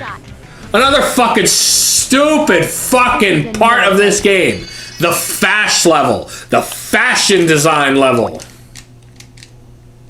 Hope they choke on those fucking bags they're carrying. You basically gotta dress up the girls in these fucking stupid outfits, and more or less you basically have to show them off, and guess what? Take pictures again! I'm not even gonna fucking fathom to play the rest of this next minigame. Fuck you, bitch. I'm not taking any more of this. Time to play the next fucking shit. Oh, let's see. What do we fucking play next? Let's do a quick one. Mary-Kate and Ashley Winter Circle on Game Boy Color. Let's pop this gonorrhea shit blaster in. Winter Circle? More like Circle Jerk. This one came out in 2001, so it's a year after Get a Clue. It's gonna be better, right? I wanna fucking shoot myself in the fucking face! First off, why does every single one of these games start off with a fucking still shot? Oh great, there's a fucking horse. Good. At least there's some sort of fucking animal in this fucking game that can take a nice big fucking shit all over it. Let's see, you have to choose an outfit. Let's see, I'm gonna do green. and yellow. Diarrhea green and piss yellow. You get to pick your horse. I'm gonna pick Satan. Yeah, I know it says Satin, but... Fuck you. So you have to choose between one of 3 tournaments, which is basically just one of 3 levels. That's it. 3 levels in the fucking game! 3! And how do you like this? When you're initially playing the fucking game, playing a game on a screen you can't even fucking see. You have to sit there and tap the ever-living piss out of the fucking A button and then press B to jump. And then you end up fucking faulting anyway. Well, guess what? This game is your fucking fault. Here's one of a kind, and here's 2 of a kind. Match them up, and what do you get? Double fucks not given. You fucking stupid, blonde, brown-haired, fucking horse-riding, humpity back, give me a carrot fucking bitch. Well, let's pop in fucking Candy Crush fucking course on the PlayStation. Let's pop this piece of shit in. Crush course, more like fucking flush course. Holy shit! So the graphics in this one are even worse than the fucking last one we played on the PlayStation. Oh look, the girls look a little older, a little more fucking stupider. Let's meet the boys. Wait, you want them to play with their toys? No, I didn't say play with their toys, you sick fuck. So basically this point in the game where you meet the boys is basically showing you all the fucking boys that the girls want to bang. What's the point of this? Like, seriously. What is he drinking, a fucking pint of Haagen-Dazs? You can't even tell. So they give you the option to play all these different games. Mini golfing, arcade, dancing, and basically all this fucking game is one giant mini game fucking thing. And I'm not gonna lie, they're pretty easy to control, but it's fucking boring. All right. What is the point of this? Like seriously, what is the point of this? A game where you go around and play twins that want to fuck guys. So they go to the arcade, go mini golfing, get electrocuted by fucking people from THQ. That's right, the people who made Rugrats Search for Reptar made this fucking shit-infested ball ass. You've gotta be fucking kidding me. I've seen enough scary shit, I've seen enough bullshit in this fucking game. I've seen enough with these fucking games. So why don't we start bringing this shit down? Because I'm ready to fucking shoot myself so fucking hard in the fucking foot that I gotta fucking pull off my fucking foot, eat it, not bitch about it, never have to fucking do anything ever again.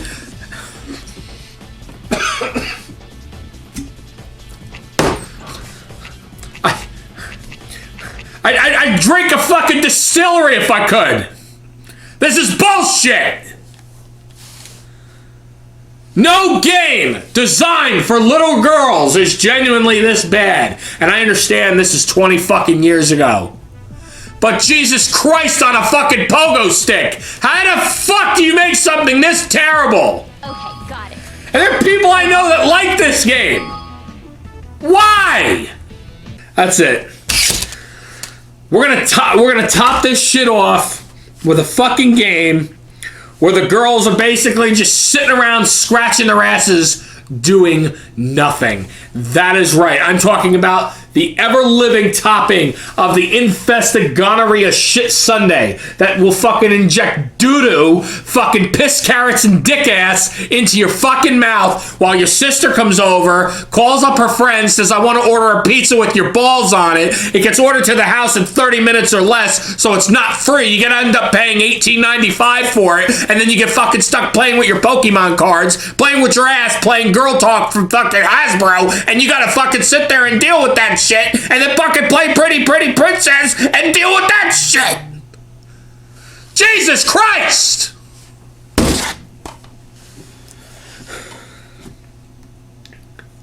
It all ends with this. Mary-Kate and Ashley Olsen licensed to drive.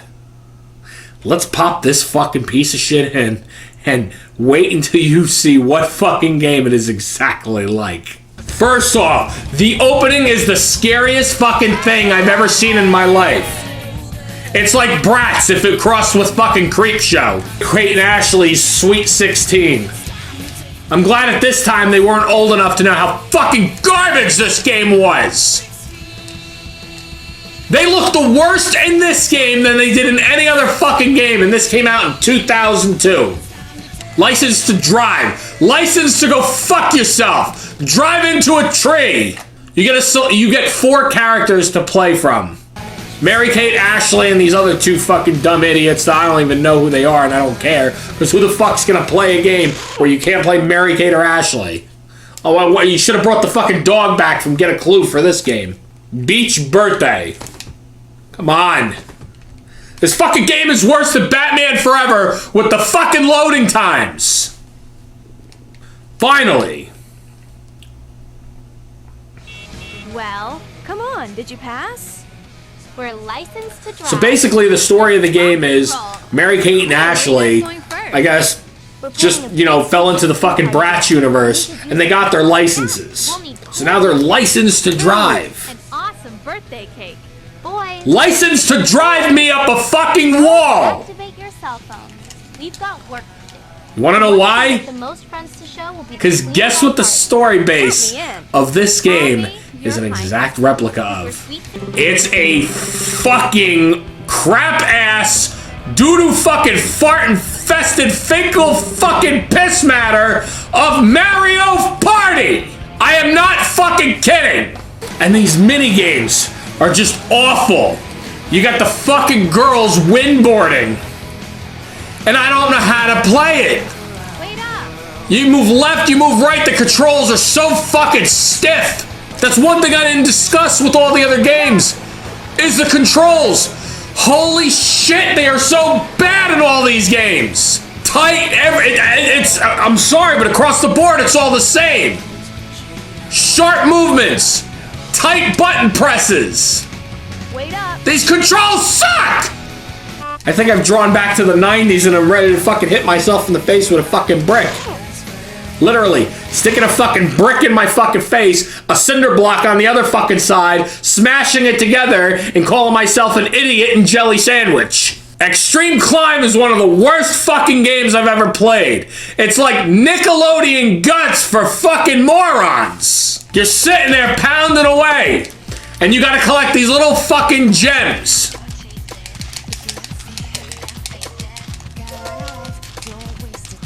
And fucking Mary-Kate runs up like a fucking spider, bit her on the ass cheek. I hope this won't ruin my nails. And I won. You're never, ever gonna get over playing shitty games, are you? You know, you need to shut the fuck up over there. Cause I'm getting... You guys getting tired of this bastard? Yeah, been laughing this whole fucking time. Well, guess what?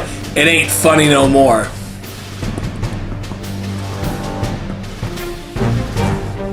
Yeah, you know who it is. Drop the bomb. Wait, what bomb? Oh. Well, now that we sent that son of a bitch to hell, it's time to relax. Now we could go back to playing good games.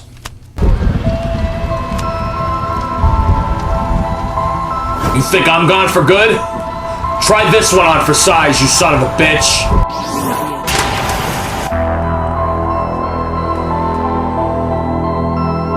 Oh no.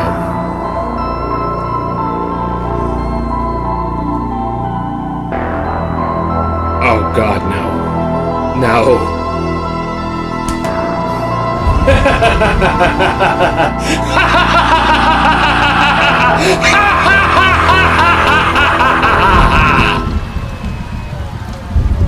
Fuck you. Starts off like every other fucking time, doesn't it? While other people around the world are celebrating the summer of Sonic, I'm sitting here mourning the day of Mortal Kombat. I've been dreading this since almost damn near the beginning.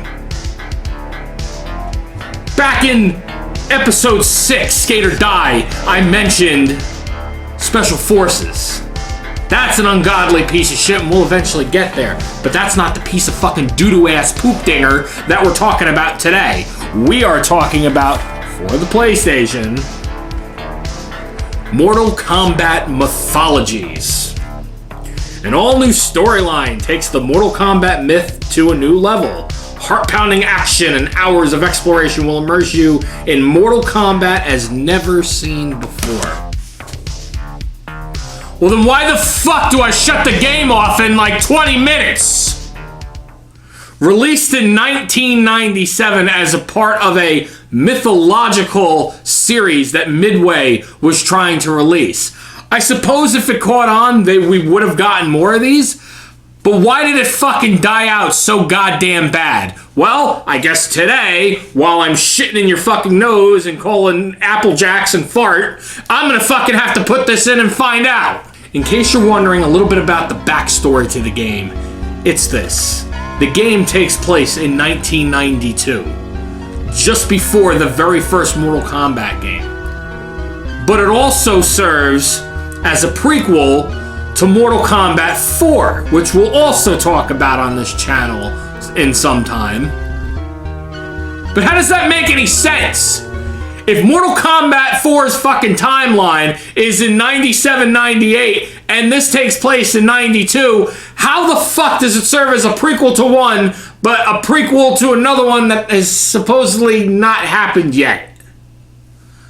I guess this is why they reset the fucking timeline 3 times already, you stupid bastards! This is also the last game that uses digitized sprites. After this Mortal Kombat game, every other game has been 3D, minus the Mugen releases that fans have done. So, where Midway left off, the fans picked up. Great. But I don't want to play any of those. I want to play this fucking piece of garbage. So let's pop this piece of shit of Ice and Fire Fury fuck fart in my fucking PlayStation 2 and fucking see what's so fucking goddamn terrible about this ungrateful shit. It was also nice to send that anti-gameoholic to hell where he fucking belongs. I wonder what he's doing right now. Listen, if you're just gonna stand here and dance around like a fucking idiot, I'm not gonna split the gas bill with you. Probably just sitting there scratching his balls and looking at his ass at the same time. Let's pop this piece of shit in. Look at this fucking disc. Looks like Uncle Fester staring me in the fucking face. So the game starts off already fucking terrible, telling you the definition of the word mythology, as if you're a fucking moron and didn't go to school. Now, this is a good time to mention that the N64 version, none of this opening exists. Not in its entirety, at least. A lot of the videos and stuff that is shown in the N64 version, it's all pictures. It's all still shots, because the N64 was not strong enough to induce this game's mass power. As if this fucking opening was any better! Mortal Kombat Mythology Sub-Zero. Look at that fucking text. I guess the guy who fucking did Batman Forever was on vacation. Fucking dipshit. So the point of the game is this. You're playing as Sub-Zero. You start off at the Shaolin temples in China. And basically, you're working for Quan Chi, and you're basically got to collect all these items and bring them back to him. Well, at some point in the game... Wait a minute. When Sub-Zero just rolled in, did it not look like Scorpion already? Or is that just me?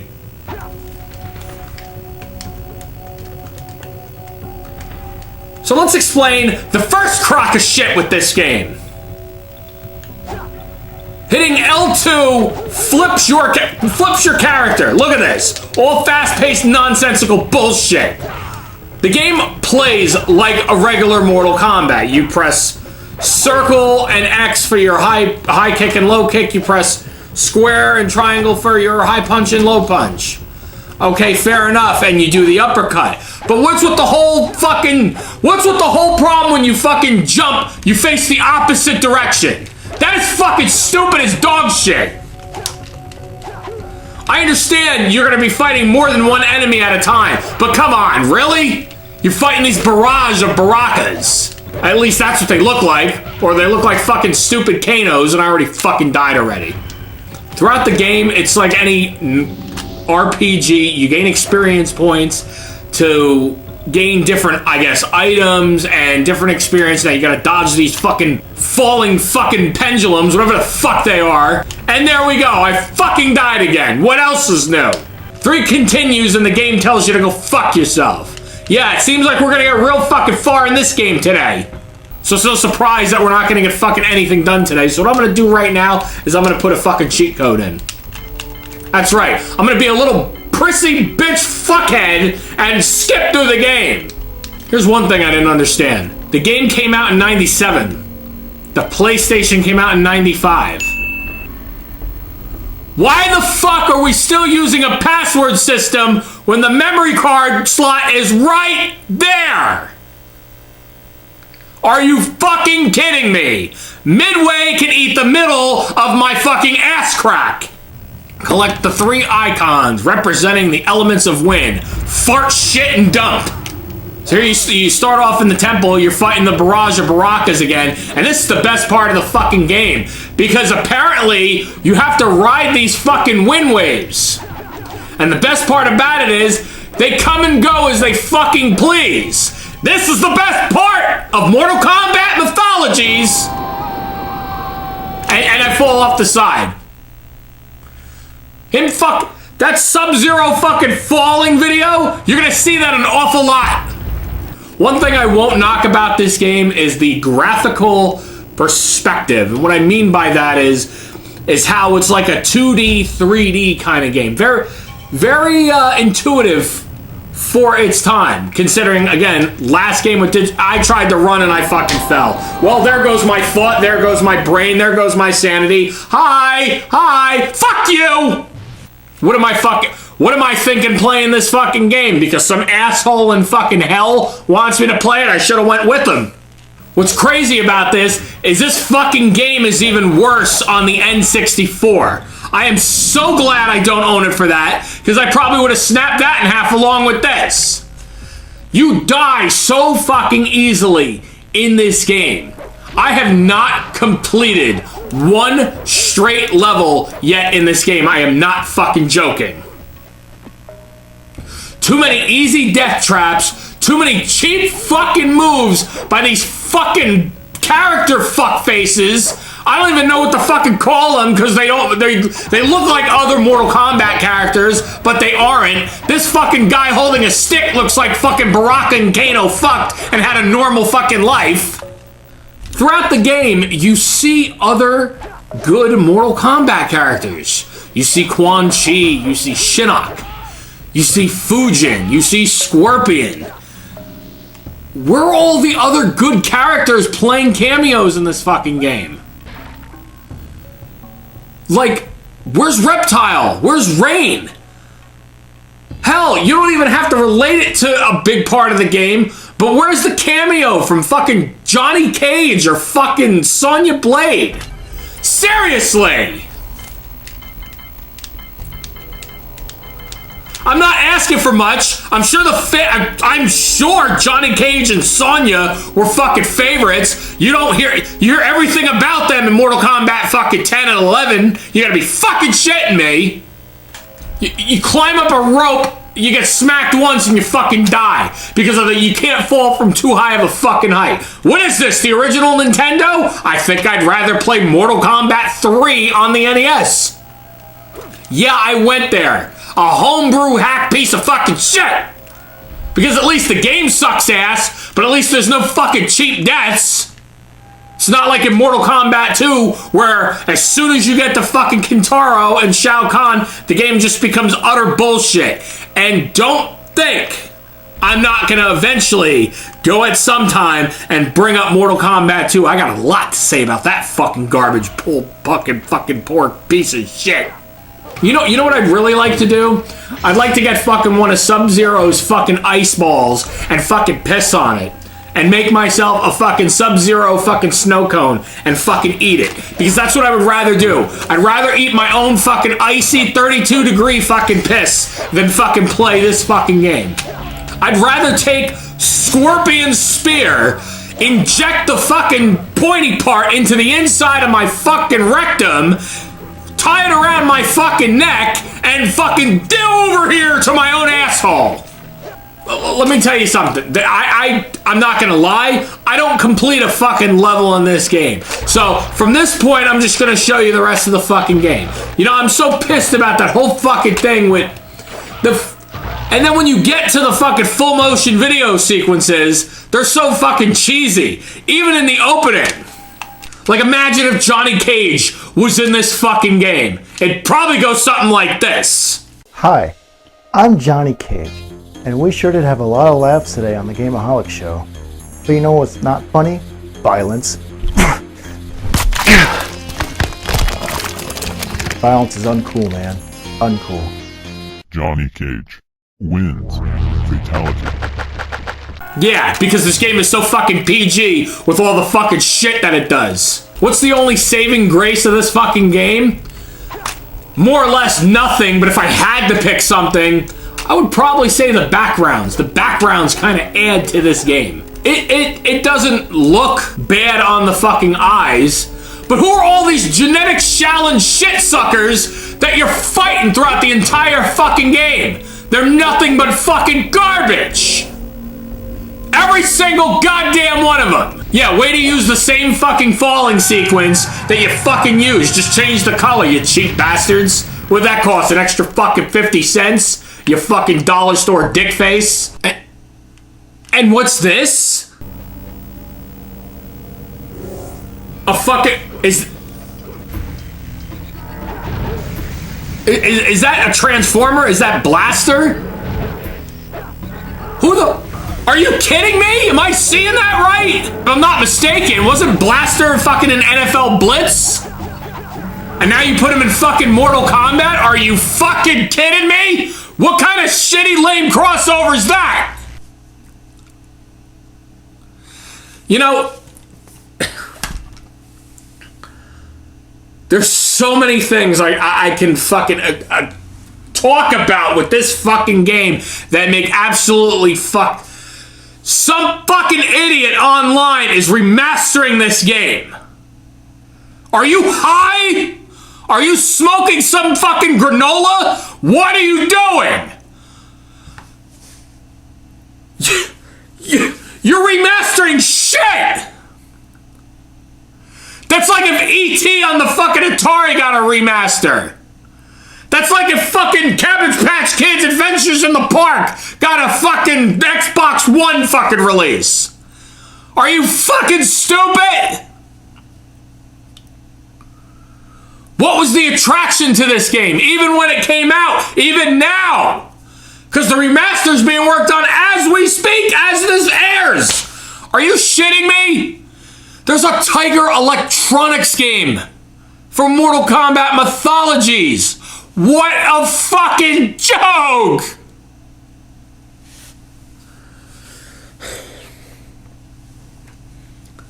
There's not much more I can fucking take of a shit game like this. And let me tell you something, Mortal Kombat is one of my favorite franchises. I remember first playing my first Mortal Kombat game, and that was Mortal Kombat 3 back in 1995 when it came out on the Sega Genesis. What an experience that was. And people say that Mortal Kombat 3 is shit. Well, you can. That's fine. That's fair. You're all entitled to your opinion. But I enjoyed Mortal Kombat 3, especially on Sega Genesis. That was my introductory to that. And I've been playing every single game since. And unfortunately, that fucking includes this piece of shit and Special Forces.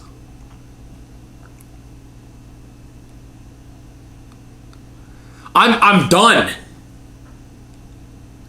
I can't believe that a fucking game like this would get so much exposure, even though it's pretty much shit and they never made another fucking game, but it got more exposure than other fucking games. I swear to God, I remember that fucking Mortal Kombat Armageddon had what, 1? Maybe 2 commercials, if that? This had other fucking games that were released. I understand you're talking 9 years apart, but come on! Are you high or are you just fucking not thinking?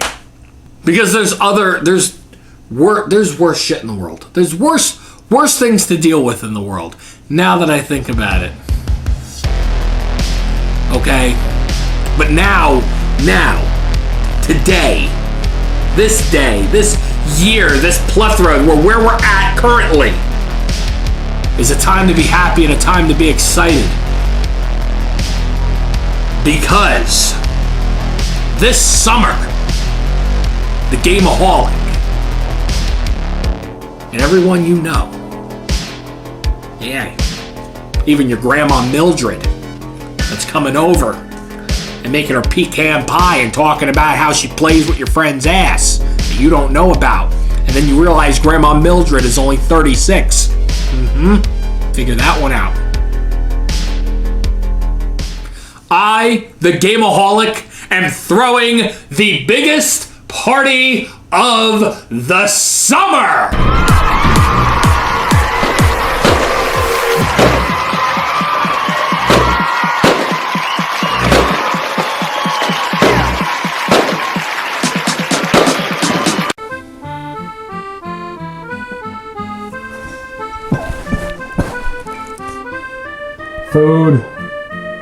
Food.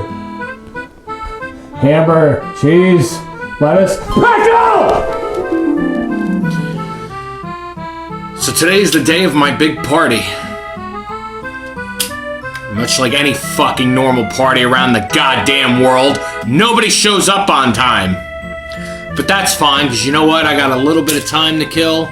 I got a little bit of patience left, and I have just the faintest amount of bullshit to fucking deal with today. If you remember in my last review, I was talking about throwing the biggest party of the summer. Well, what's one thing you have to have during a party? Food, right? I'm waiting for a couple of food deliveries now from, you know, places where you drive your car and you get food delivered to you. But I'll have to wait for those to get there. And while I'm waiting, let's talk about a classic. And that's Burger Time on the NES. Released as an arcade classic in 1982. Well, we might as well check and see how this transitioned over to the NES, because I'm sure it's a crock of shit! Let's pop this fucking piece of shit in, and let's see what kind of burgers we can really make. Let's pop this classic in. So you're playing the chef, basically going around making sandwiches. You have to walk over top of lettuce, burgers, and hamburger buns to make sandwiches. In the process, you're squishing, it looks like these fucking hot dog bottles or sausage dildos. I don't fucking know. They look like the fuck. You look like you're fighting the fucking items from Wacky Deli on Rocko's Modern Life. And you fucking died. That's one thing about these fucking classics, is you die quickly. 20,000 points. You think anybody actually beat that fucking high score? No! And because it's the NES, it don't save anyway. So who gives a shit? So you're more or less just making sandwiches and you're trying not to get hit by any of these fucking things that are trying to come after you. These fucking sausages, these mayonnaise cups, whatever the fuck is chasing after you. But much like Pac-Man back in the day, you can get cornered against a wall. 3 lives and you're fucking done. Simple, easy shit. It's about time that next fucking food order gets here. I'm fucking starving. Aren't usually drivers just supposed to leave the food and contact you? Fucking idiots.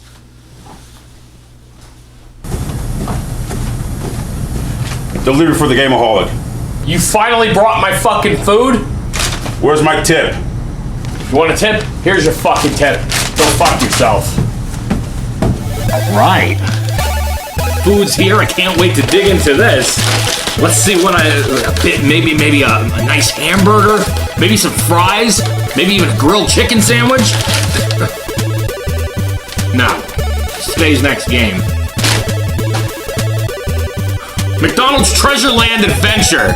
Fuck you! Let's pop this piece of shit in my Sega Genesis. And if you don't already remember because I told you in the fucking past, guess what? It's a reproduction cart. I don't want to fucking hear it. You're still subscribed. You're still watching. Suck my ass. Let's pop this piece of shit in.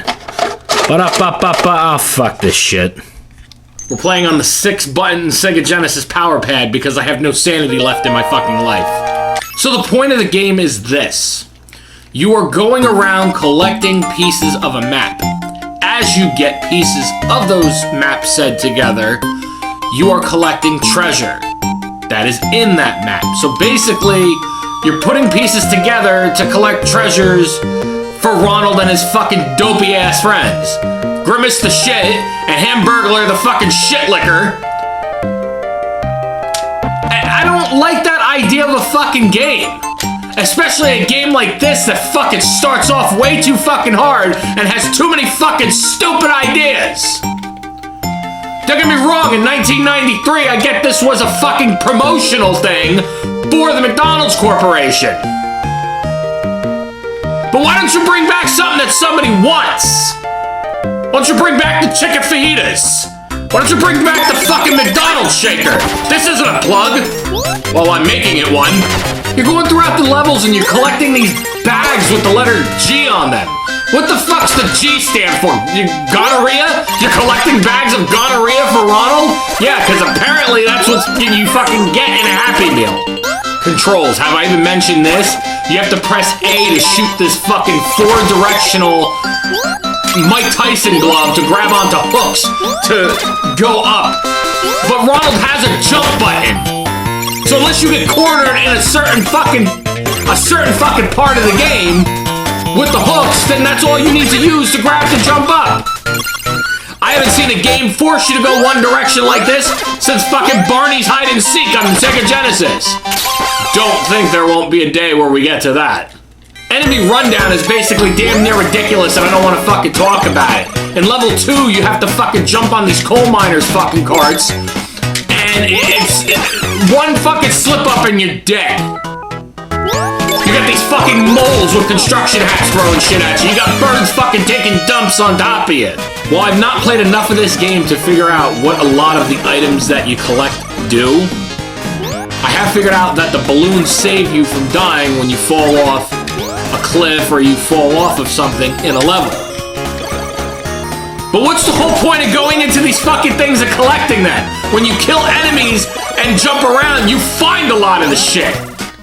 So why do you have to go in these fucking doors and play a stupid fucking minigame and go to a shop to buy this shit? Because it's wasting fucking time, and it's wasting my fucking patience. I mean, really, is the shop that necessary? Do you really need to collect all those fucking items? No. It's just there to fucking slow you down. Make you feel like you're a fucking idiot. Because you're a fucking 31-year-old fucking adult playing a fucking 5 game for fucking McDonald's Happy Meal fuckers. You fucking stupid double cheeseburger, fucking lettuce, tomato, onion, pickle, relish, dick face, onion, bitch. One thing I can definitely say about the game is this. The final level, yeah, that's right, it's one of those games with only 4 fucking levels again. It's not a bad level. It's something unique, it's something different. It's like an underwater space level. Okay. That, in quote, is the last good thing about this game. Because you know what's the worst fucking part of the game? It's not the opening. It's not the ending. It's the motherfucking bosses. And the reason for that is because there's no wide opening on where to fucking hit them. I am trying to kill this fucking lip-looking Twizzler bitch right now, and there's no opening where to fucking hit her. And I keep fucking dying.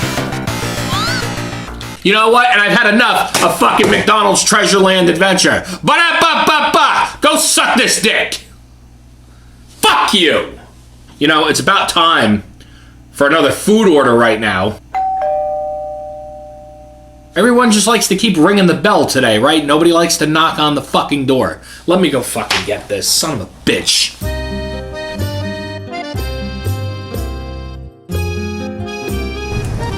Dominoes for the gameoholic. I know you don't have a car. Yours about as tall as they fucking come. How did you get to this house? My flying Dorito got me here, you jack off. What, no tip? You want a fucking tip? Here's your fucking tip.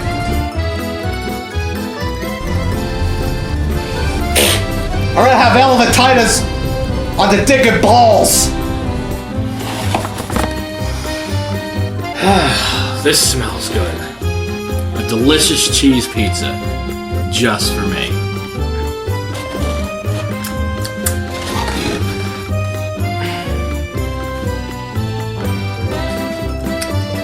Delicious cheese pizza, huh? A delicious piece of shit just for you! The Noid game. The biggest thing to come out of Domino's since they released the fucking chicken kickers.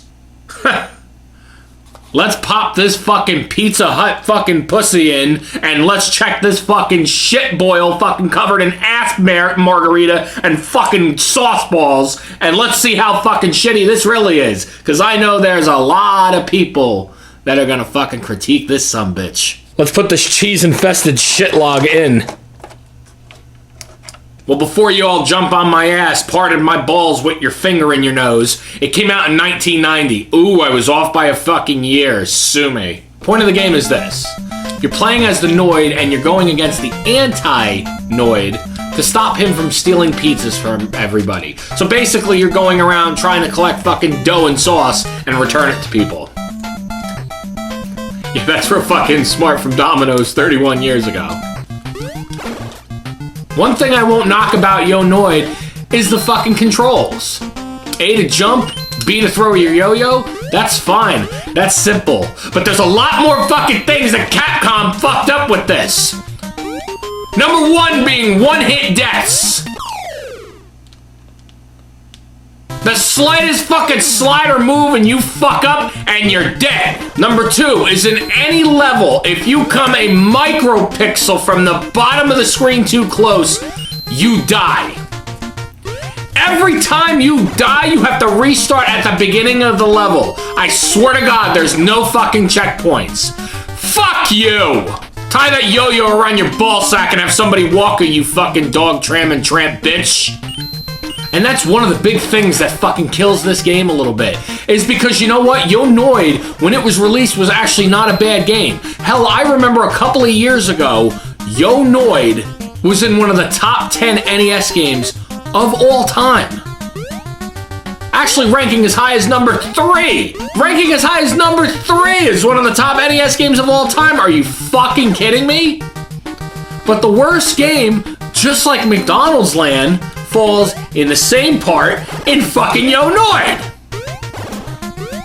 And that's at the goddamn fucking boss levels. The boss level against the fucking fake Noid has got to be the dumbest fucking thing. And you know what it is? It's not about fucking throwing the yo-yo and smacking him in the dick or anything like that. Oh no.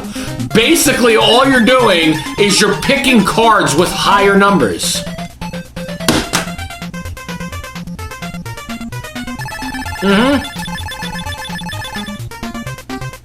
It's like Go Fish for fucking morons. Fish this, you fucking pizza pepperoni prick!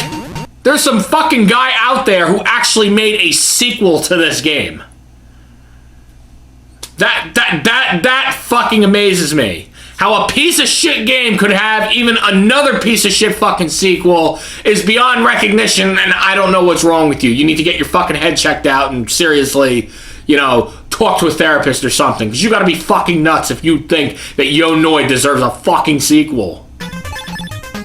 Hopefully the fucking Noid one day comes back into our lives in like the year 2114 and fucking chokes on a fucking pizza while he's got fucking mozzarella and fucking pepper jack tied against his fucking ball sack and fucking shits out fucking 18 fucking types of sausage, 4 types of fucking meatballs, 3 types of mushrooms, 2 types of fucking peppers, and I hope he gets a fucking pepperoni lodged in his fucking asshole, you piece of shit. To me, this game was only released to capitalize on the dominance of Domino's back in the early 90s. And more or less, like, that's all I've got to say about all these food games. I mean, honest to God, there could be nothing worse right now to play. You know? Just... I have a mail slot. Just stick it through the fucking hole. Jesus Christ, what now?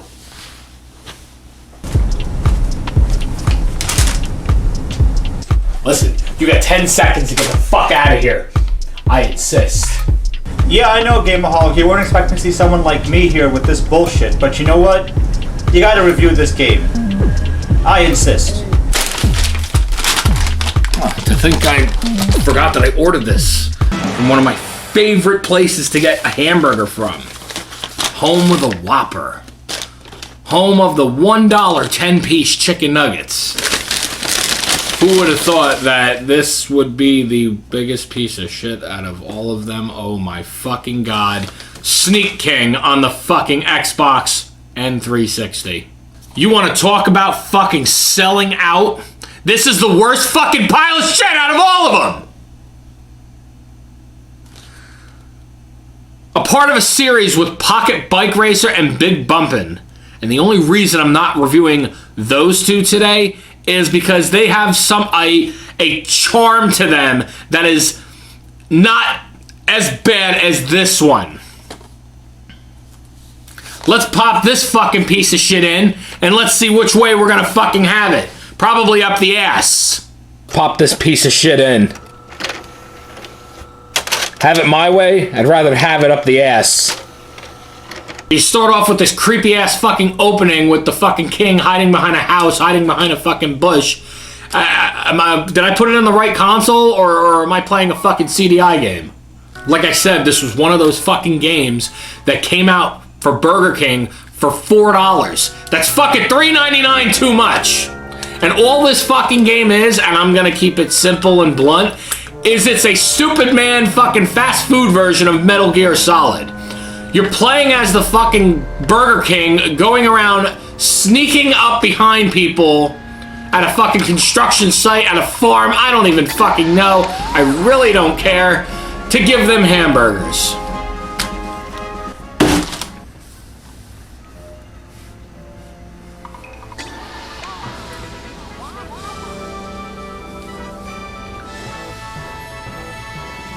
As if I thought this could get any worse.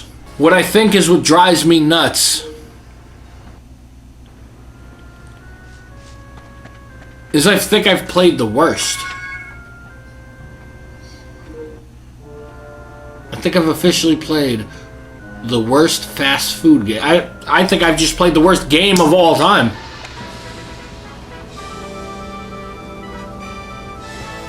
Bar fucking none. I don't know how much fucking worse any of this could fucking get. Okay? I think I'd rather play fucking Kirby on a fucking TurboGrafx. Okay? I think I'd rather play Ninja Gaiden on a fucking... I don't even know. I'd rather play fucking Ninja Gaiden 3 on Gamecom. I think I'd rather play Duke Nukem on a Tiger Electronic wristwatch. I think I'd rather fucking shit poop out of my nose while doing a fucking cartwheel. That way when I fucking flip, the shit runs down my face. And potentially, a 1 out of 100 chance, it's gonna drop into my mouth. Because that's what I'd rather do. I'd rather eat shit! It's nice to know that you all were here, but it doesn't help the fact that nobody important showed up. These guys aren't fucking important. I don't fucking care about them. I was hoping the one person I wanted to be here would actually be here.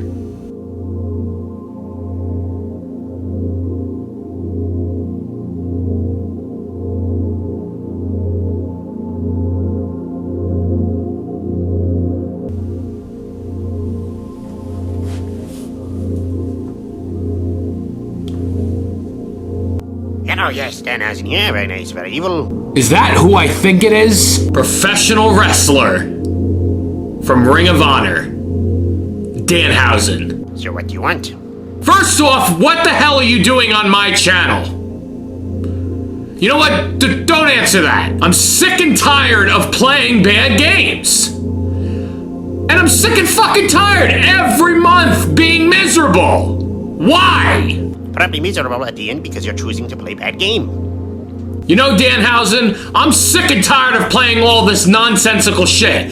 Why is it every time I play a game, even the good ones, there ends up being some miserable fucking terrible aspect to it? This is the choice you have made.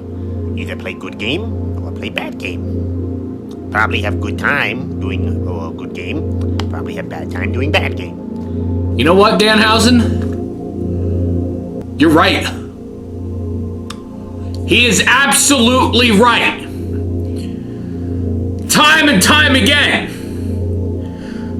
I pushed myself amongst franchises, amongst games like Super Mario and Zelda, pro wrestling games, Sonic, and there's always been something bad about each and every single one of them, even the fucking good games. Danhausen, I can't thank you enough. So anything you could do for me to somehow make sure garbage like this doesn't come in my line of vision again? Danhausen can curse these bad games for you.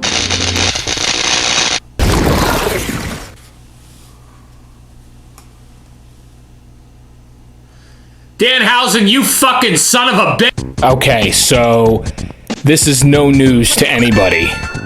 There's a lot of Simpsons games. Some that I have, some that I don't. Some that are good, and some that are god fucking terrible.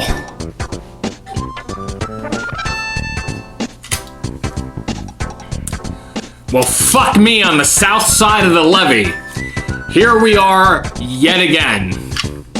Last time I was here, I had to play a god-awful fucking piece of shit, have everybody come over to my fucking house, eat all my fucking food, stay fucking 10 feet away from me, and not even show up on camera at the same time.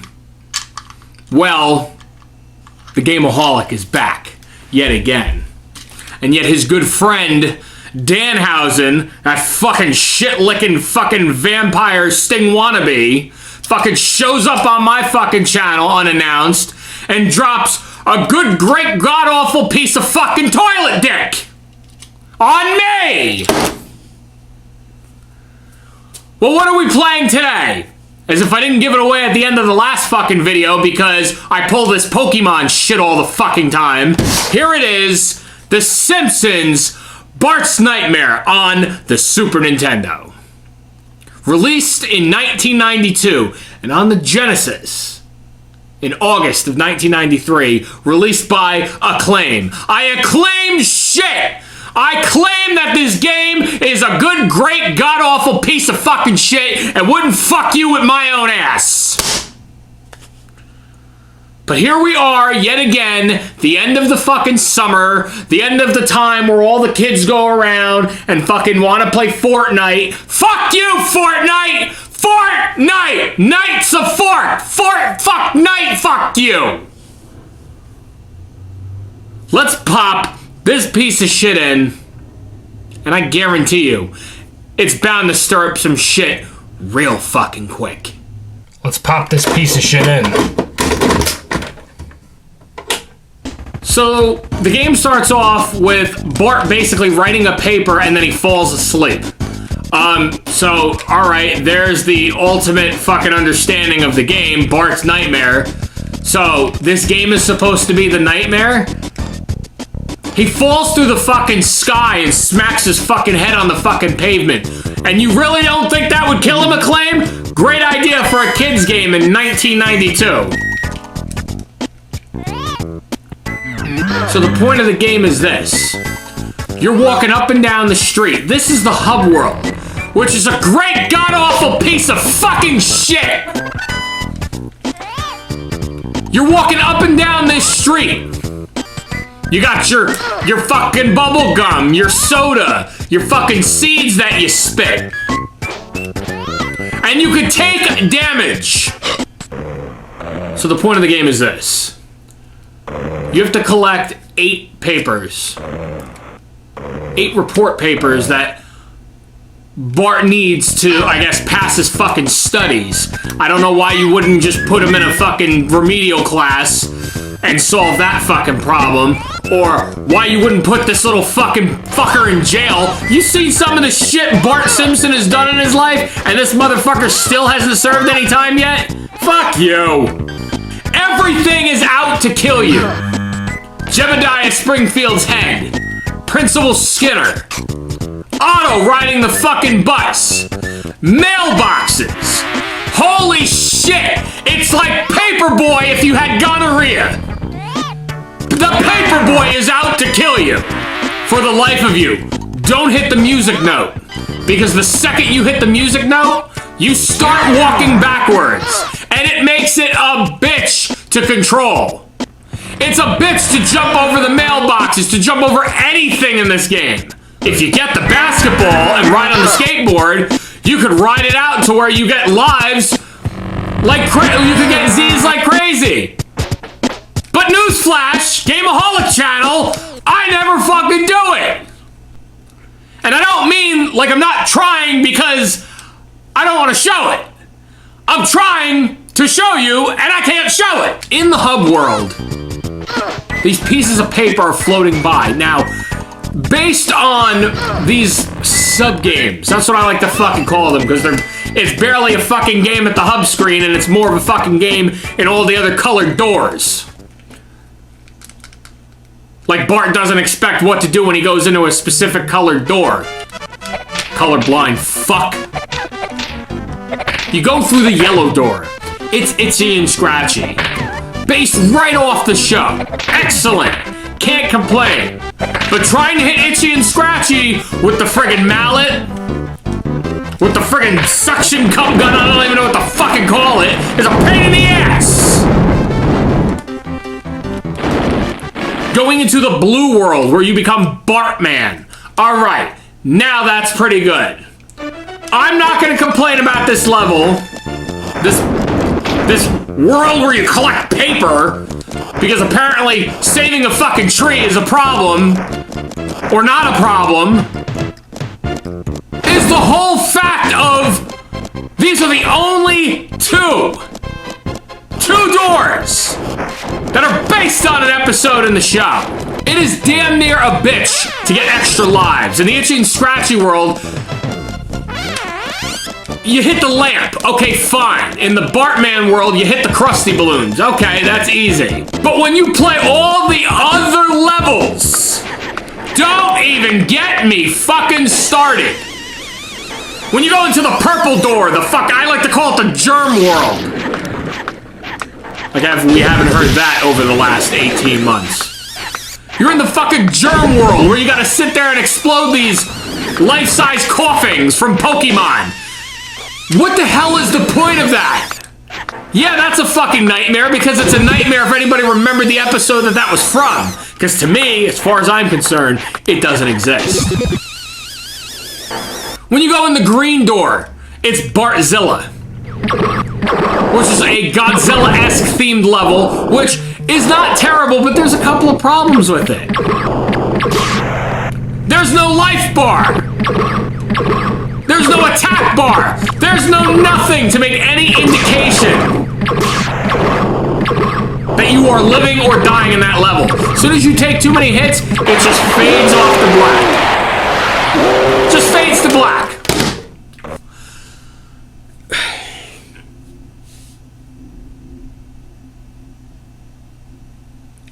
And I'm not even at the worst part in the game yet. The worst part in the fucking game is when you go through the fucking orange door. The Indiana Jones themed level. You jump on these pendulums, and if you jump too many in succession, you fall and die. Now these little eggs that you see in the background, they're basically an extra life. That's great. But as soon as you fall off, any fucking progress you've made is kaput! Done! You're fucked! Gone! Goodbye! You suck! Fuck you! Eat shit! Suck my dick! Done! The controls in this game is another fucking beyond belief thing. It's another beyond belief part of bullshit. These controls are tight as fucking shit. And again, I'm playing the Super Nintendo version. I've only played the Genesis version maybe once or twice, and I can't even imagine how fucking worse that one is. Other Simpsons games are not as bad as this. I've played Bart vs. the Space Mutants. I've played Bart vs. the World. And don't think we're not eventually going to get to them, because there's quite a few Simpsons games that are absolute fucking garbage beyond this one. I had to touch upon this one first because I needed to give you guys a preview of how insanely fucking garbage this is. You don't have to worry about Bart's nightmare. Worry about my nightmare. Worry about me playing this game. Worry about who else is going to play this shit. And listen, I've completed quite a few levels in this game so far. I've gotten quite a few papers in Bart's Nightmare. But here's the best part. What the game doesn't tell you is this. Technically, in order to beat the game, they want you to collect 8 papers. That way Bart gets an A or an A+. Okay? So the ending screen when you fail, you get a D or an F if you only got like 1 or 2 papers. And it shows the family is pissed off at you, looking at the fucking fridge like they need food. And they're empty inside. Homer, that fat fuck, don't need nothing. When you get, let's say 4 or 5 papers, the family smiles. And that's basically, you beat the game.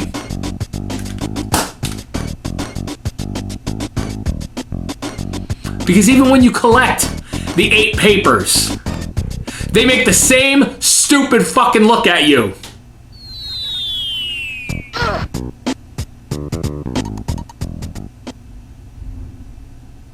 This game has made me absolutely fucking sick to my stomach.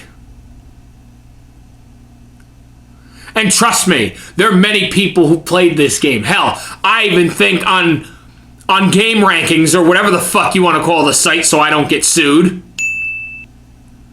this game got like an 85 or an 80. Something good. What's good about it? Why would anybody go back and play this fucking piece of shit? If I want to go back and play something, I want to play something good. Like the Simpsons arcade game. Good God, who doesn't remember that? And stupid people like fucking Xbox took it off of digital download. You're a fucking idiot. You know how much money, you know how many people would play that game now? Knowing that, hell, they're releasing an arcade cabinet for Simpsons. It's the time of nostalgia. Nobody wants to be having nightmares of playing this shit. We've been dealing with enough nightmares for the last 2 years. Somebody end this nightmare. Somebody end this plethora of shit that has been thrust upon us. What is wrong with you?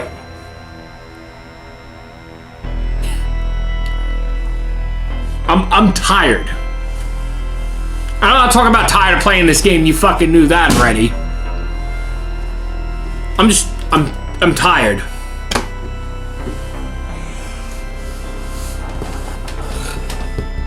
And I'm just done.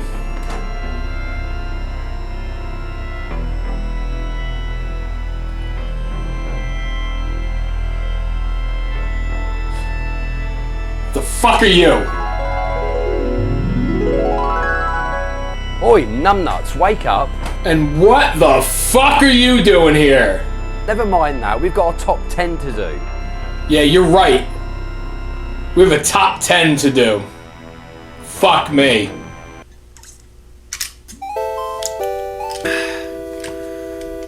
Well, we finally made it again. Here we are with another top 10 video. And if you're wondering why I don't have a backdrop behind me, it's because I didn't feel like doing the video that way this time. I wanted to be more personable with this top 10 video, because God knows I hate doing this fucking shit for Sai. Sai, I'm sick and tired of doing these videos. Not really, but I'm gonna fucking seriously suck it. Anyway, so today we're here to talk about the top 10 fighting games that don't include Street Fighter or Mortal Kombat. And this basically was a challenge laid out by Sai a few months ago. And this is not meant to wean or stray people away from any of their favorite games. It's just a way of us to keep videos going, keep you guys entertained, and keep my hand from being in my pants.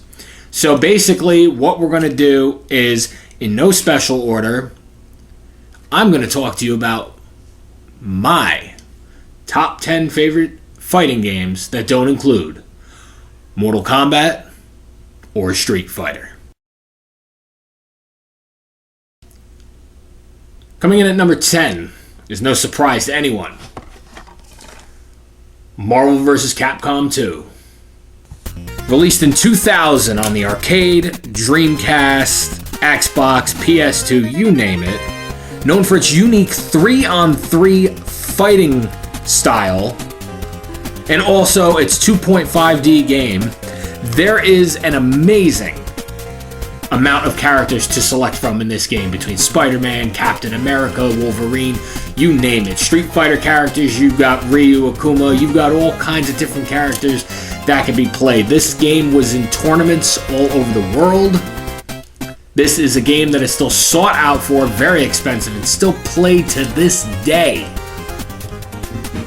And you wonder why fucking people are still trying to get their hands on it. Because it's one of the greatest fighting games of all time. Coming in at number 9. This shouldn't come as a surprise, but it's a personal favorite of mine. We're going to talk about Killer Instinct. Released in 1994 in the arcades by Rare initially, and then later released on the Super Nintendo. Rare is known for making excellent games like Donkey Kong, Perfect Dark, etc. A cross between the Street Fighter and Mortal Kombat, with its combo system and ending fatalities that were censored on consoles, which sucked ass, but had memorable characters like Cinder and Spinal. And even when they moved their way to the Xbox, an array of characters like Thunder and the Battletoads, like into the next generation of Killer Instinct. That is excellent. That's like Ed Boon Mortal Kombat status shit to do. Bringing these characters into your game, and again, making it free to play for anybody who had initially gotten an Xbox One. And then, slowly, killing us by giving us fucking DLC at $5 a pop. But what can I say? Killer Instinct, again, is another one of those video games now that is still playable to this day. People are still running tournaments, and people are still having fun with Killer Instinct. Coming in at number 8, and sad to say I do not own this physically, God knows I just wiped my ass with it, Teenage Mutant Ninja Turtles Tournament Fighters on Super Nintendo. Now you're probably all asking yourselves, why would I pick this game? Well, shut the fuck up, calm down, and get your hand out of your pants, and I'll tell you. The reason I've picked Tournament Fighters is because of nostalgia. Back in the day when I used to hang out with my friend Andrew, and we'd have sleepovers and hang out and play video games and everything, this would be one of those games we would constantly pick up and play. Now, obviously, there were differences between characters in the Super Nintendo and the Genesis version, and for some reason, there's an extremely rare version of it on the NES. God knows I don't want to fucking own that piece of shit either. To me, the SNES version is the most memorable. But if I could make any suggestion to you now, and you want to play an actual beat-em-up sort of Ninja Turtles game, get Teenage Mutant Ninja Turtles Smash Up. PS2, Wii, Doesn't fucking matter. Coming in at number 7. Well, we're all into anime, aren't we? At least some of us. And I don't own every game. Well, no, for this I do. Another fighting series I'm going to talk about soon. I don't own every game, but damn, you bet sure I'm going to talk about that one. But while we're here, let's talk about Dragon Ball Z Budokai. Released in 2002, it begins in the Saiyan Saga, where Goku is with Raditz, and it basically ends with the final battle between him and Cell in the Android Saga. Going across the timeline of Dragon Ball Z, of course, this game was also followed by 2 sequels, Budokai 2 and Budokai 3. Plus, there was a remaster of Budokai 1 and 3. In there that for the remasterings on the Xbox 360 and PS3, they stripped all the real good music out. Come on. Seriously? Quit fucking off. But what I can say about this is there's a selection of array of characters between Hercule, Gohan, Piccolo, Krillin. I don't really need to go into detail with this. You guys know fucking Dragon Ball Z as much as I do. Not really. But this is a great pick-up-and-play fighting game with all the unlockables, all the different battle sequences you can do with all the different special moves. It is definitely a game to this day you want to go out and pick up. Coming in at number 6, a game that was just released in 2019. Shocking. But if you know me, I love the franchise no matter what. And that is Power Rangers. Battle for the Grid. In this alternate timeline, Lord Draken breaches the command center, and Tommy Oliver is trained by Rita, whom he kills, and the other Rangers as well. Lord Draken kills all the other Rangers. Yeah, pretty frightening alternate timeline, I would fucking say. Not very PG, if you ask me. This is a 2-on-2 fighting game with an array of characters from Power Rangers, villains, and characters over the last 25 years. If my memory serves me correctly, I could swear this was some sort of a mobile game initially and then released on consoles. Now listen, I'm not the smartest and greatest person in the world doing these videos, but I still got 6 new subscribers for it, so suck my ass.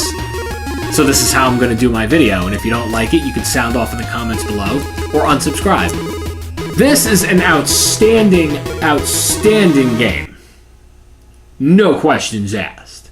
And the fact that this game is still legitimately releasing DLC even 2 years after the game is out, listen, I'll pick up and play this any day. Coming in at number 5. Some of you might remember this, some of you might not. Marvel Nemesis. Rise of the Imperfects. Rise of the Imperfects, released in 2005 on multiple consoles, Xbox, PSP, you name it. Also, might I add, an exclusive character, Captain America, which is exclusively playable only on PSP. Basically, what this game is the Imperfects are these aliens that attack the Earth.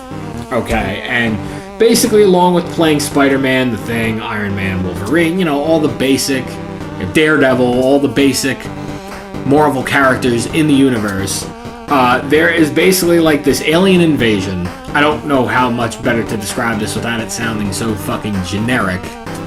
And then you have new characters like the Whisper and Johnny Ohm. And basically what these aliens are trying to do is they're obviously trying to kill the Marvel characters. They're trying to kill the Marvel universe, more or less. But each character, there's so many unlockables in this game. Each character has an unlockable alternate like alien costume. The voiceover is great. The fighting style of the game is really good. To this day, I do pick up this game once in a while and still play it. So, listen, if you can get your hands on this on any console, I recommend it. Coming in at number 4. Bit of an underrated classic. Eternal Champions for the Sega Genesis. Surprised? Basically, each character has been selected to do good or to do good purpose in the world. Only one person may become the Eternal Champion and choose to bring one friend or foe back from death. Now, back in the day, you had games like Time Killers that nobody really cared about, and basically, this was kind of pushed off to the side. However, it did get a sequel on the Sega CD that was really good. I don't have much to say about this, other than it is a fun game to play. It is one of the games that you always see on like one of those compilation sets. I really hope that at some point they do bring this franchise back. I would love to see another Eternal Champions game. Coming in at number 3, probably another underrated game, but I don't know if you'd call it a classic.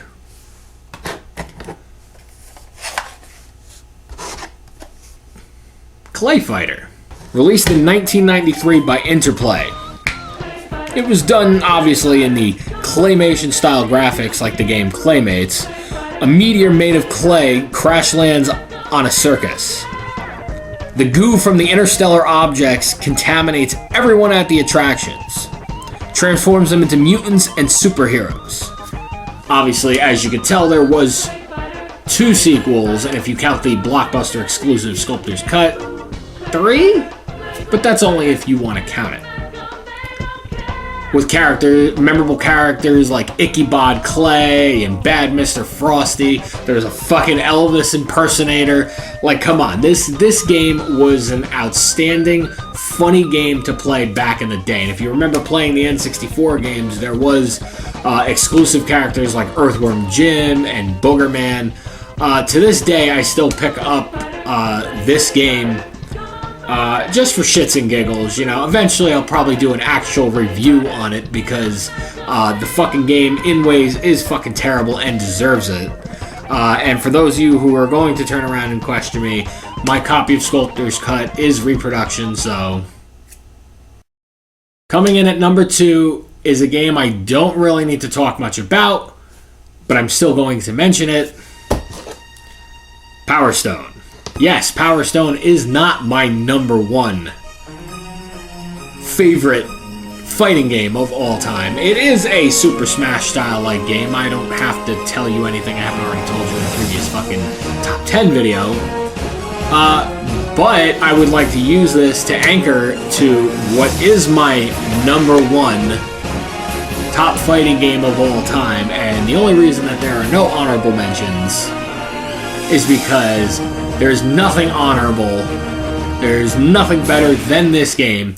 I realize I did miss out on popular franchises like Tekken, Dead or Alive, and Virtua Fighter. Those are going to have their own separate videos eventually, so calm the fuck down. Ladies and gentlemen, we are finally going to mention Bloody Roar. Bloody Roar was released in 1997 by Hudson Soft. An arcade-style fighter with half-man, half-beast creatures. While these games do piggyback off the style of Tekken and Dead or Alive, the game does stand on its own. From Bloody Roar 1, you had 2, The New Breed, 3, 4, Primal Fury, Extreme. This is an outstanding idea and concept for a fighting game.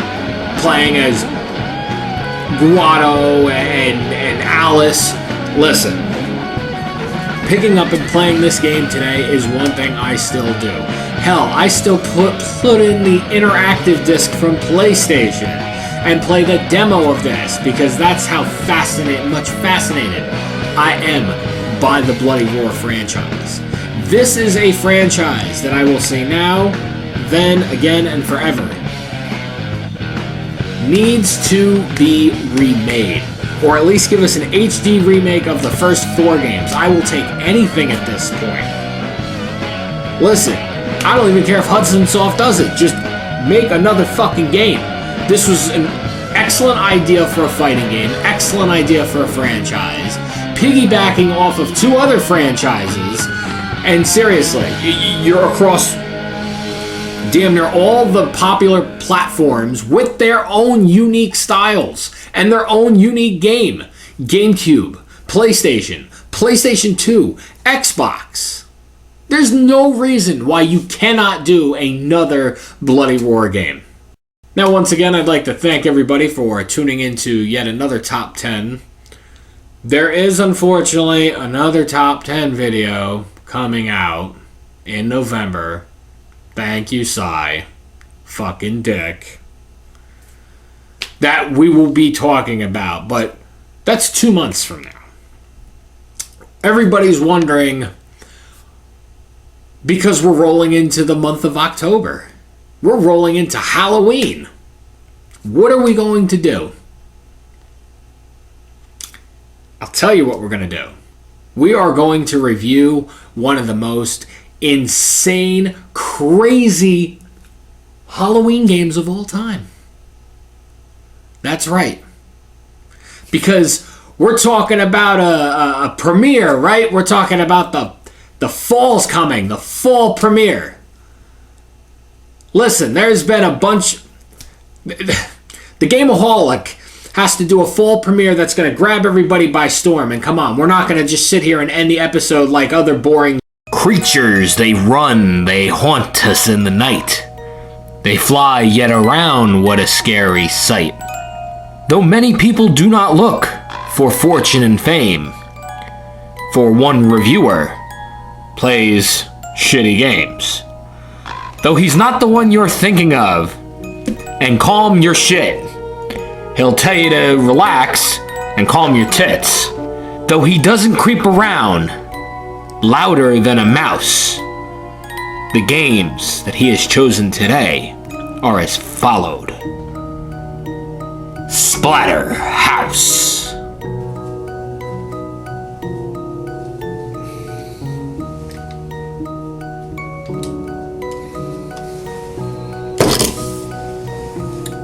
That's right. Once again, another fateful Halloween. Another trick-or-treater knocking on my door, and another candy-dipped cock to shove in your fucking face. Happy Halloween. Where ghosts and ghouls and ghosts and possibly your grandmother wearing my underwear appears at your fucking house. Disgusting, I know. But if you want to think of something more scarier, think of that. So today we are reviewing a game that I don't physically own, but I did buy it on the virtual console on the Nintendo Wii. We're going to talk about that and a couple other versions of said particular game. And I have one of the remasters, or as you guys would say, one of the remakes of the game. And ladies and gentlemen, that is Splatterhouse. Released in 1988 by Bandai Namco, who would go on to release 2 sequels, a remake, and a shitty ass tie-in, spin-off, prequel, whatever the fuck you want to call it. It's about a guy named Rick who's trying to save his girlfriend. So I went to Denver. That's Colorado. That's where the green leafy shit is legalized. And I found him. Ladies and gentlemen, from the Splatterhouse franchise, Rick!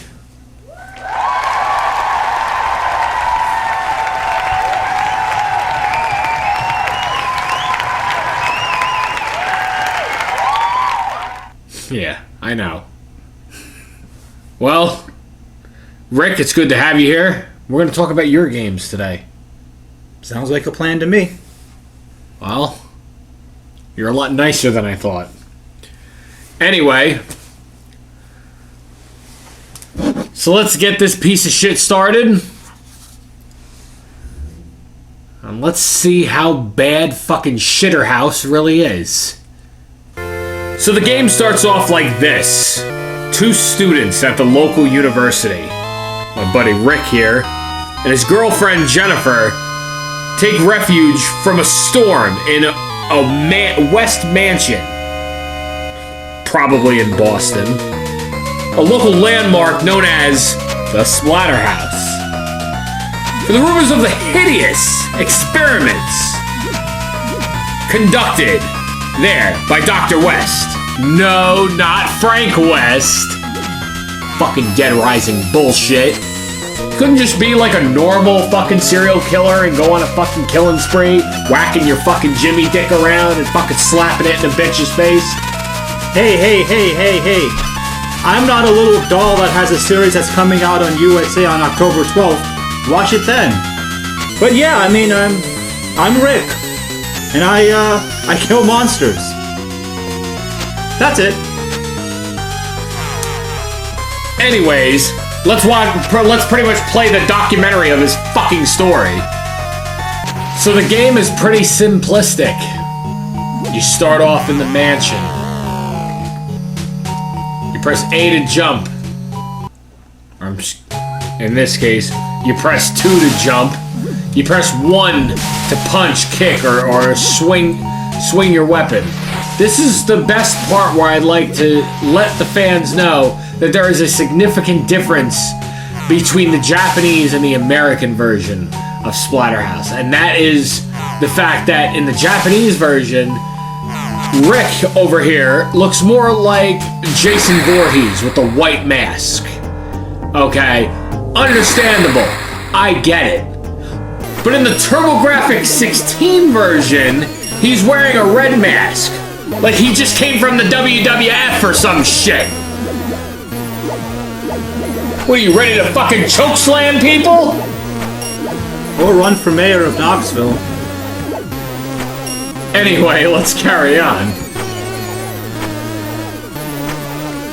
So you got an array of villains that you're fighting in this game. You got your bats, you got your zombies, you got your fucking whatever dead people. In the final level of this fucking game, you're fighting a guy that looks like Freddy Krueger ate Nemesis and took a diarrhea shit. It's like Resident Evil for fucking ingrates. That looks like the expanded version of Meat from Mortal Kombat. Yeah, he looks like if Meat had talent. Ah, yes. And that's one thing I don't understand. That's one thing I don't get. What's good here is that my buddy Rick here had his games ported to all the different consoles. TurboGrafx, PC, and the arcade.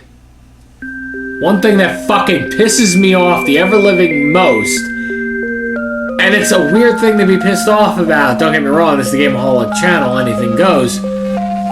Who the fuck are some of these people at the end of the fucking credits? The producer is Kaizu? The associate producer is Hayapaya? The programmer is Pasigel? This sounds like fucking names that are made up! Who are these people? Even he doesn't have a fucking answer! And this is his fucking game! Hayden13, it sounds like a Twitter name. And this is 1988! Twitter was a dimple on someone's ass at that point. How do you refer to a data processor and a title designer as Mr. and then their last name? Miss and then their last name. That shit would not fly today. Honestly, it would be like, if you don't credit me, you don't get your money. Okay, Gameaholic. Why is Shinsuke Nakamura getting special thanks? It says Devil Nakamura, but that's Shinsuke, right? In English? You know what? Sure. You know what? And one thing I'd like to discuss at this point, since we're at the point in this particular version already, is what's with this shitty fucking ending right here? I understand. The mask flies off. You defeated the final guy, and then oh, look, the mask just comes back together, and it's a fucking hockey mask. Are you secretly Jason Voorhees in disguise? Possibly. End. Anyway, you know, one thing I've gone this far and failed to mention. Good old Rick here and his franchise, Splatterhouse. Back in the day in 1992, when Splatterhouse and Mortal Kombat were talked about in Congress, these games were deemed too violent for video gamers, players, and viewers. That's right. This fucking game! Grand Theft Auto nowadays is like a fucking walk in the park. Like you're taking your dog out for a fucking walk, letting him shit and not cleaning it up, paying a $100 fine. Here you go, Andrew. It's time for you to eat it. Miserable fucking bullshit. This is why the fucking whole world, and this is why I am the gameoholic. Because the whole world is too woke. And this is why I gotta bring the fucking world back down. I gotta bring fucking people like fucking Colorado Denver Rick here onto my fucking channel so he can fucking tell the viewers, he can tell the fucking people like you, people like fucking Sebs the Hedgehog, people like the fucking McGinnis Experiment, people like fucking Happy-Go-Lucky Fucker Sucker, which is a new fucking channel I'm coming out with, not really, that I'm gonna fucking tell you about, that Splatterhouse is one of the most violent, most dangerous fucking games that has ever been out. And why can't I find anything entirely terrible to say about it? Because if this channel isn't proof it is now, not everything has to be bad on this channel. And Splatterhouse is not bad. Now, according to some people, when Splatterhouse 2010 came out, or excuse me, 2009, Splatterhouse came out, the remake, everybody shit on it. Why? A franchise that had been gone for almost 20 fucking years was finally making its return. So whether it was good or whether it was bad, the Gameoholic's going to tell you his opinion, and that's shut your fucking mouth. Now that we're done talking in depth, kind of not really, about the Splatterhouse franchise, let's talk about the sequel. Let's talk about 2. Let's pop this piece of gold in.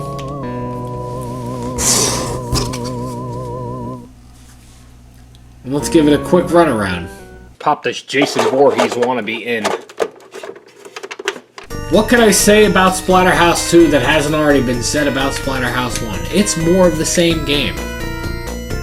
You jump, you kick, you're Rick going back to save your girlfriend.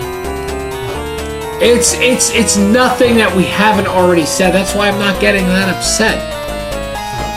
Now, here's the part where I'm going to get upset. And that's, eventually, I'm going to cover Splatterhouse 3, and I will cover the Splatterhouse remake. That's a given. So shut your fucking mouth, keep your mouth shut, keep your dick out of the comments below, and if you get lucky, I might even trick or treat on your sister's butthole, you fucking piece of shit, dick licking fucking salmon sucking shit. That's number 1. Number fucking 2. How have we gone this long in the video without mentioning the fucking Tekken Dark Resurrection cameo? That's right. Rick himself. Yeah, you act like you don't even know. Rick himself appeared in a small sequence on Tekken Dark Resurrection on PSP. That was about 12 years ago. But then we talk about all this shit. And now, I don't even need the control for this, because I'd rather tie this around my fucking cock and have a fucking tractor pull my balls down the fucking street of a farm world called fucking Farm on My Ass. And that's...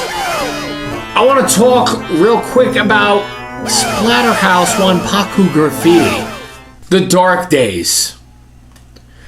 Released only on the Famicom. Now, I don't own the fucking game, but I'm going to talk enough about it and hopefully do a revisited episode on this.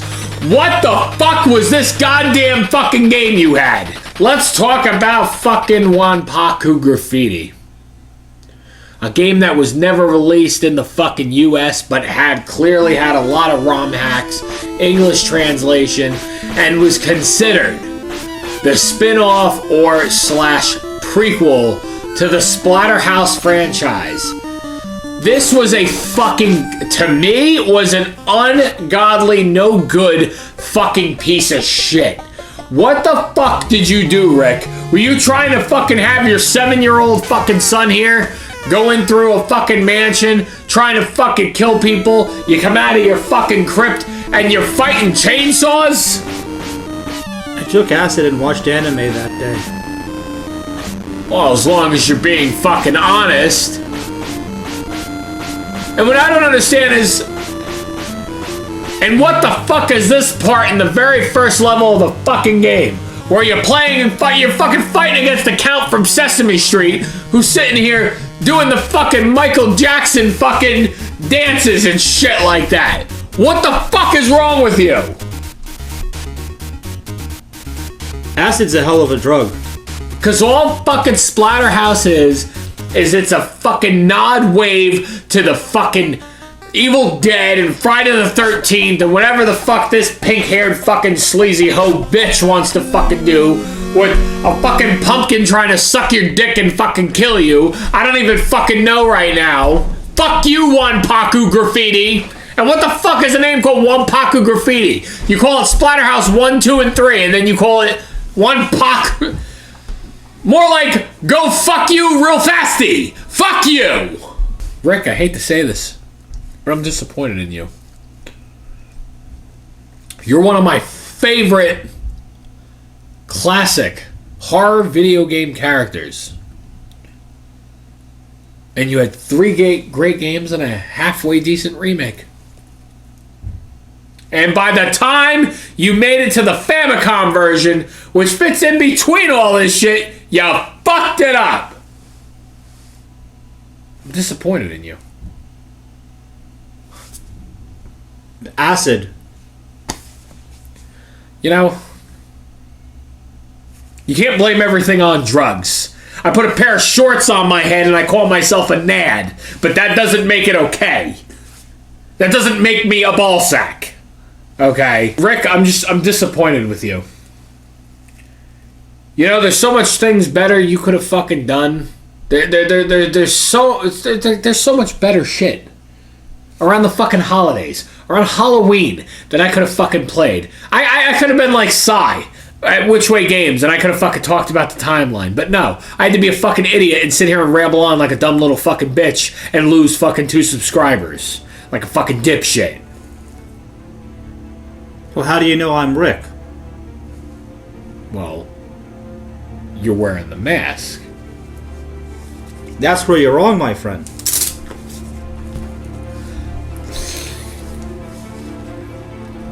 That's right, fucker. The gameoholic wife let me in here to curse at him and to make him feel bad because last year on Halloween, on trick-or-treating, now what did this guy give me? That piece of shit Friday the 13th remake that sucks balls, that makes me want to shoot myself.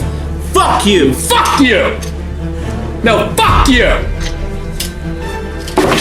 You know, I fucking busted my ass this fucking... Fuck you.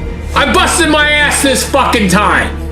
And now I gotta deal with fucking Chimmy McChode here and his fucking chimichanga tit fucking shit sucking shit. I'm done.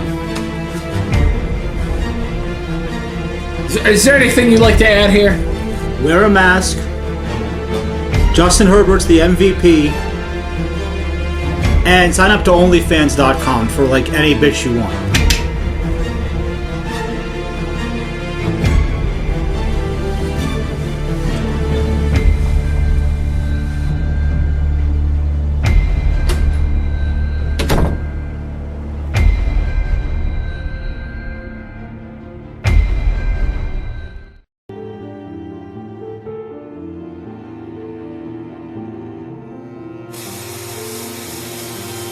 Yeah, boring conversation.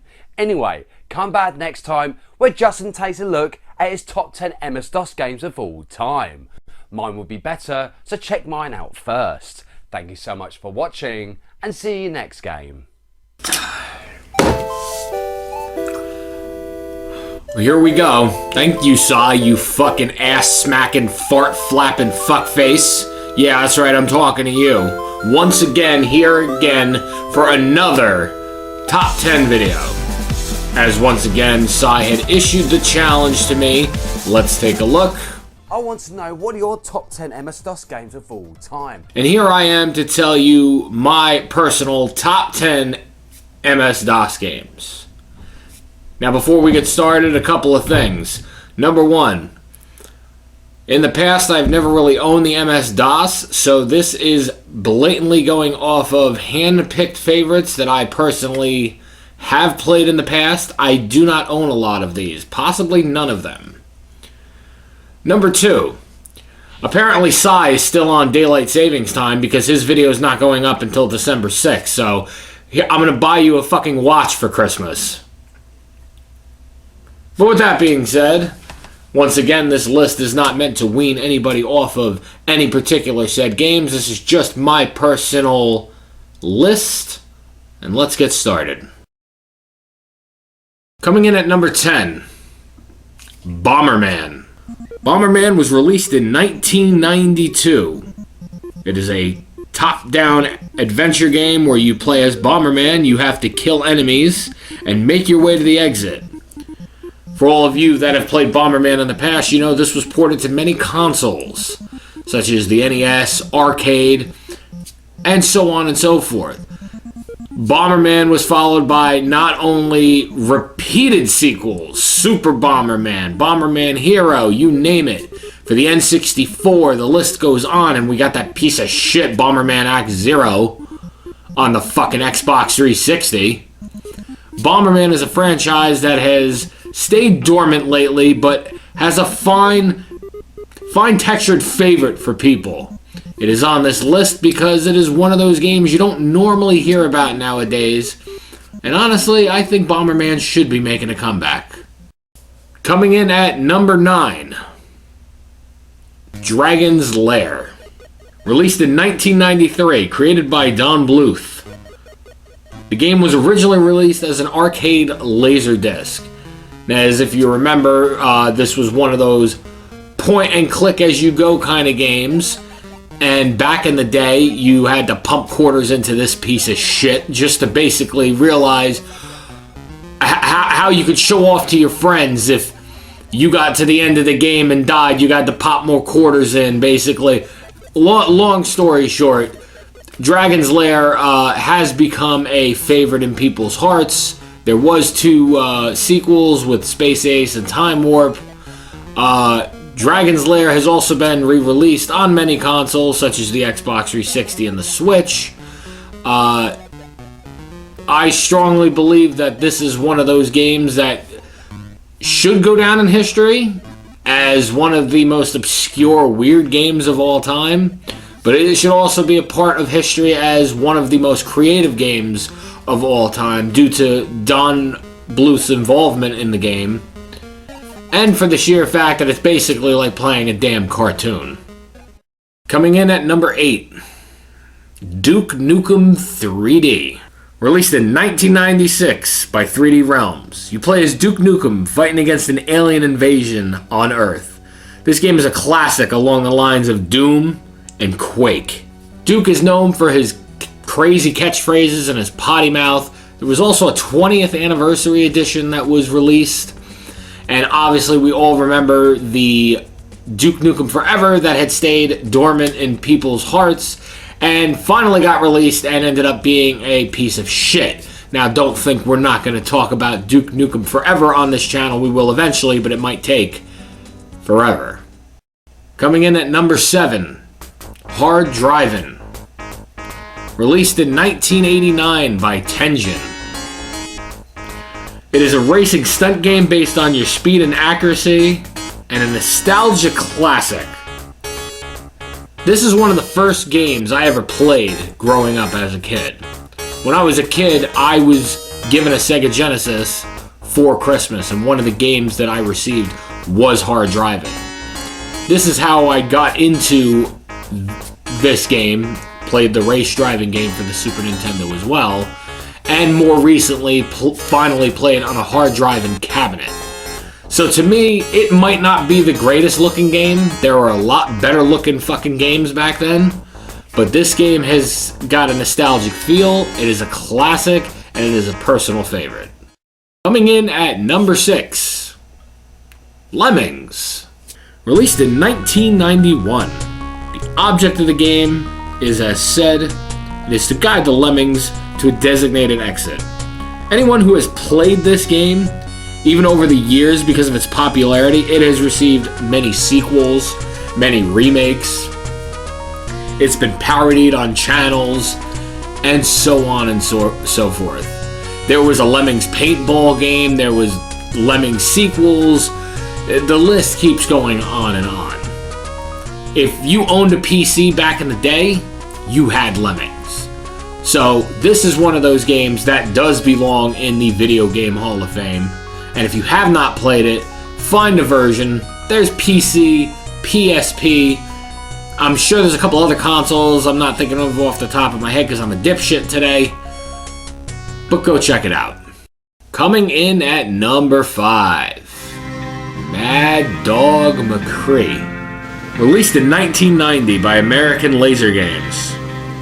The stranger rides into an unnamed Old West town and is approached by an elderly prospector who appeals to him for help. He then tells the stranger that the mayor and his daughter have been kidnapped by a gang of outlaws led by the notorious Mad Dog McCree. And when the sheriff tried to stop them, they locked him up, threw his ass in jail, didn't give him anything to eat, maybe some bread and water and a foot up his ass. 2 of the gang members appear to silence the prospector, but the stranger then shoots them. The prospector then tells him that One-Eyed Jack holds the keys to the jail and is in the saloon. For the remainder of the game, the exact order of events depends on your decisions. That's right, it's one of those live action, where the fuck do I go, click here, click there kind of fucking games. Now, why do I pick this even on my list to begin with?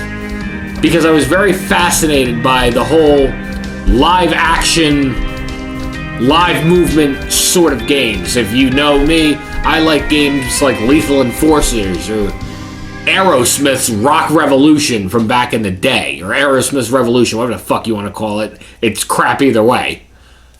I liked games like that back in the day. So if you're looking for something to show you like how dated games were back then, I would check this out. Coming in at number 4, I expect you all to laugh at me, point fingers at me, and unsubscribe to my channel immediately for this one. Mario Teaches Typing. Released in 1996 by Interplay. That's right, the same people who made Clay Fighter. Go fuck yourself. This is a notoriously bad educational Mario game, but it's on this list because when I was in elementary school, it was the game that taught me how to use a fucking keyboard. That's right. Playing with fucking Mario, walking across the little screen, spelling out words like toilet and shit and dump. The words that I use to you guys today on this channel. That's right. Mario taught me. And that's why it's on this list. It shouldn't be. But I really needed to crunch for this list. Coming in at number 3. A classic for the computers and Sega CD. Night Trap. Released in 1992 by Digital Pictures, Night Trap takes the role of a special agent task force to watch over teenage girls who are having a sleepover. Within visiting the house, unbeknownst to them, is danger, of course. The player watches live surveillance footage of the house and triggers traps to capture anyone seen endangering the girls. This was pretty much one of those games I didn't play until I got older. Shit, I didn't even know Dana Plato was in the damn game. But to each his own. Basically, it's another one of those point and click, where the fuck do I go, click around games. I didn't get to play this game until probably within the last year when it came on the Nintendo Switch. Because I'm not paying $300 for it on Sega CD, so CD my D. But it is a part of history. It is one of the games that enacted the rating system that we all know today and that we follow. So it has history. Coming in at number 2, Grand Theft Auto. Released in 1997 by Rockstar.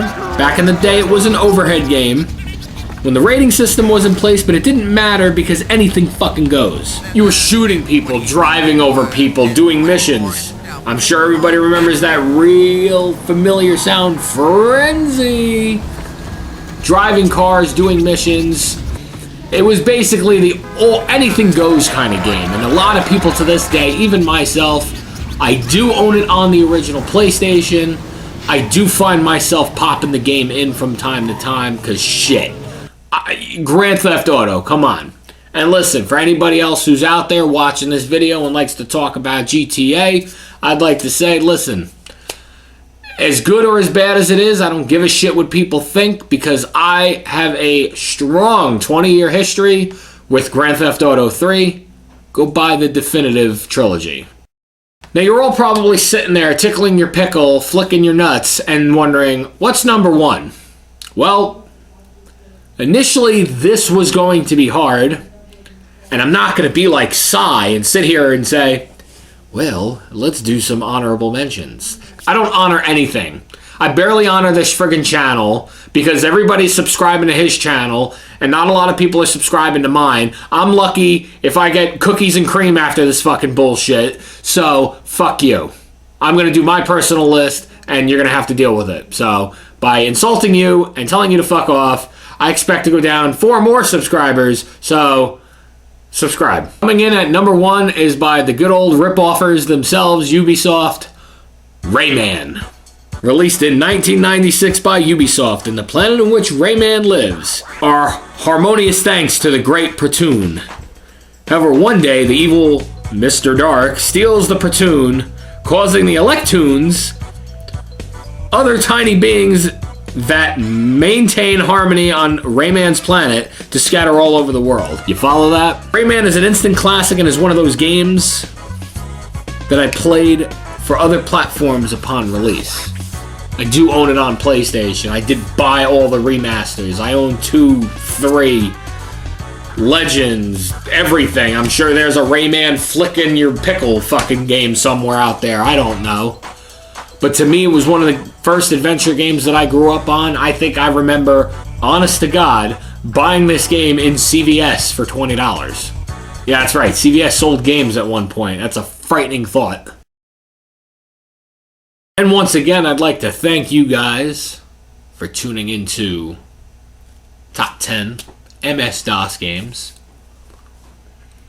But what I would also like to add into here is, Sai, I heard your challenge for January.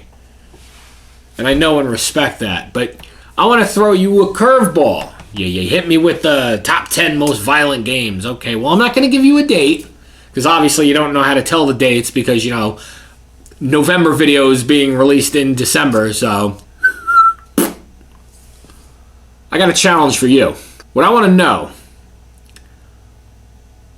what are your top 10 Japanese RPG games that are not Squaresoft or Square Enix? That's right. I'm bridging the gap. So gap this in between my fingers while it gets stuck in your ear, you shit log. That's number 1. Number 2, we are upon one of my most hated times of the year. Christmas. That's right, Christmas time is coming up. And what I have... Hello.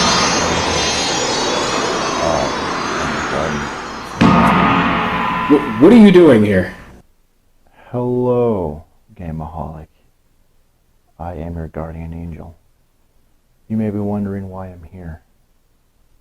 I'm here to show you what life is like without the Gameoholic. Well, looks like during Christmas time, we're all pretty fucked. Gameaholic here.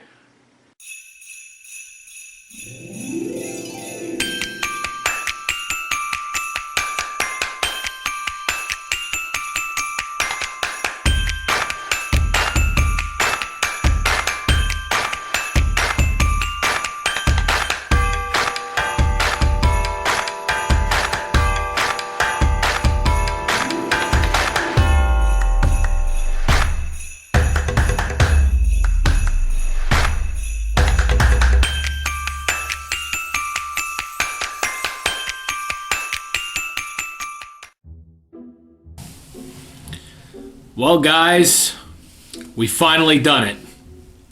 50 episodes and counting. But I figured, hey, it's Christmas time. What a hell of a way to celebrate 50 episodes with good tidings, good cheer, good booze.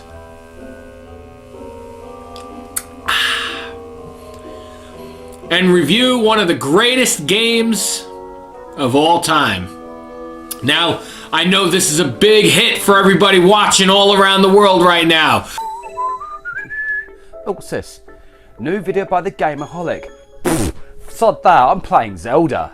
There are people watching us from Sweden, from Ohio, from Wisconsin, from England. They're watching from all over.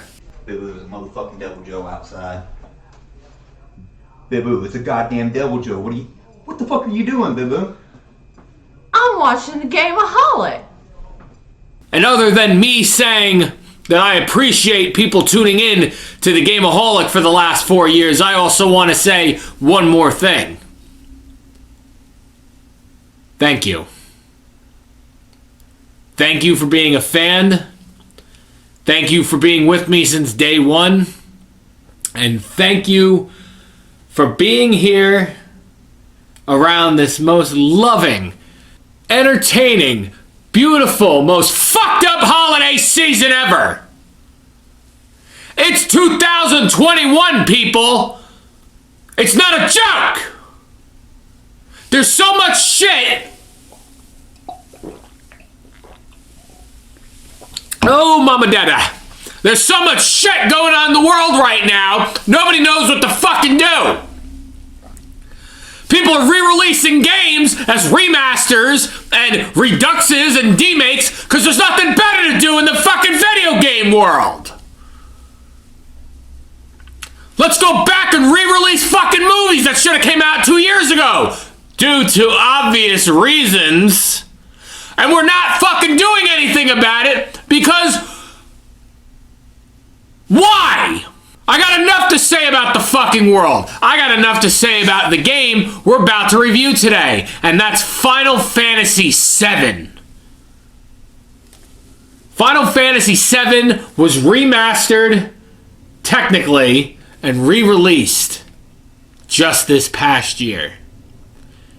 And it fucking irks, dirks, and gurks my jerkin with my gherkin about this fucking game.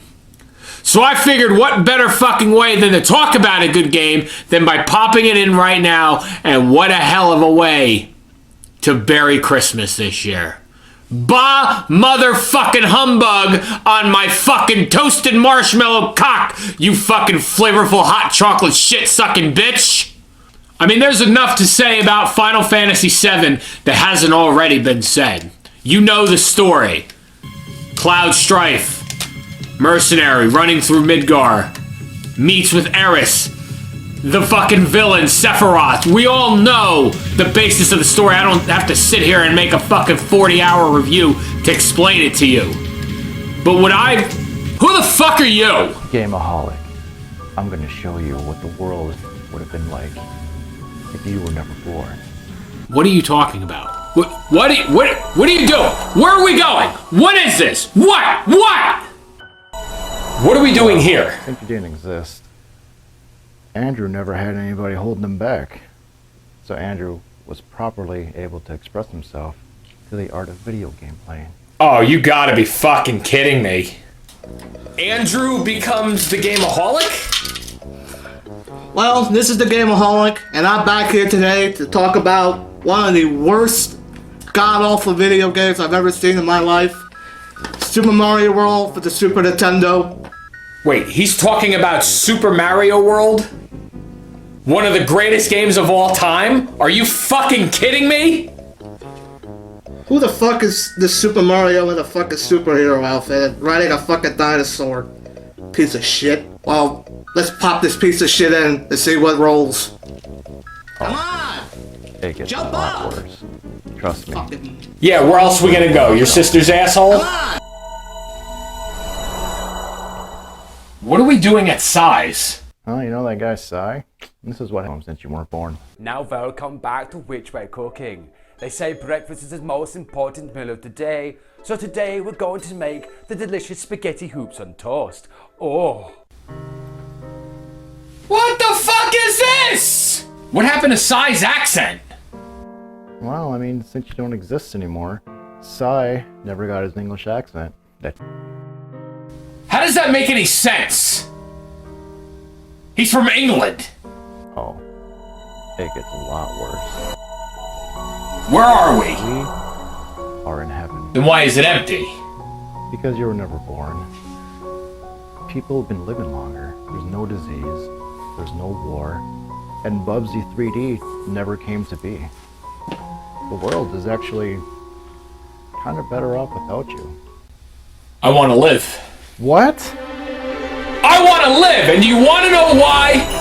Because of all this fucking shit that's been going on for the last 4 fucking years. You think I'm gonna let all these miserable fucking TV watching 50 episode dick licking scumbags fucking get away with all the shit that they said and done, playing all these fucking bad games, Andrew talking shit about fucking Super Mario World? You think I'm gonna let all that fucking shit go? Cy fucking jerking me off Vanilla Biscotti watching after it? You think I give a shit? I've been doing this shit for 50 fucking episodes. I want to do it for 500 fucking more. I want to make every motherfucker that's watching this video right now just as miserable as I am. Fuck every single one of you. Every fucking comment. Every fucking thing you said. Fuck every single fucking person that has subscribed to this channel. Watched me, talked to me, said to me, eat me, bite me, suck me, fuck me. Fuck you.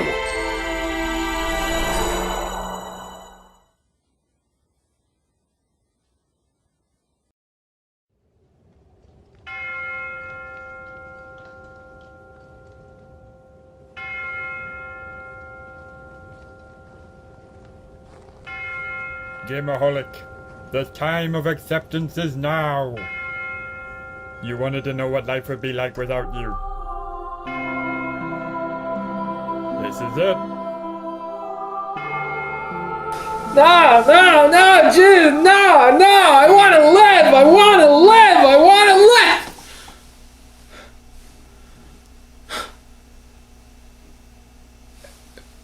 It was all just a dream. It was all just a dream. Holy shit! It was all just a dream, motherfucker! See, we all know how fucking Final Fantasy VII ends.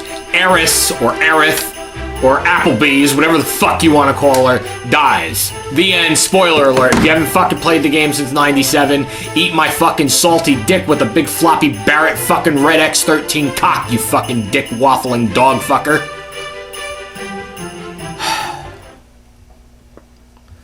But with that being said, I want to thank each and every person that is watching all over the world right now. That Gameoholic. I want to thank each and every person that has sent in a submission video for this episode, and everyone who has supported the channel since day one.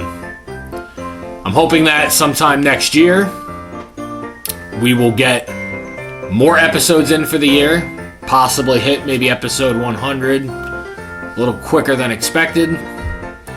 And I realized that there has been some a lot of supporters from different countries and in the States, and a lot of haters. To those haters, I say, eat the fat end of my salty shit while it dripples down the back of your throat, you fucking cum dumpsting dick face. But with that being said, happy holidays, Merry Christmas, Happy Hanukkah, whatever you celebrate. And from all of us that have been with the Gameaholic.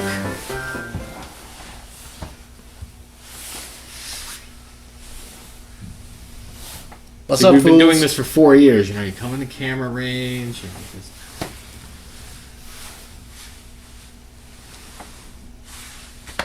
Thank you. And fuck all of y'all.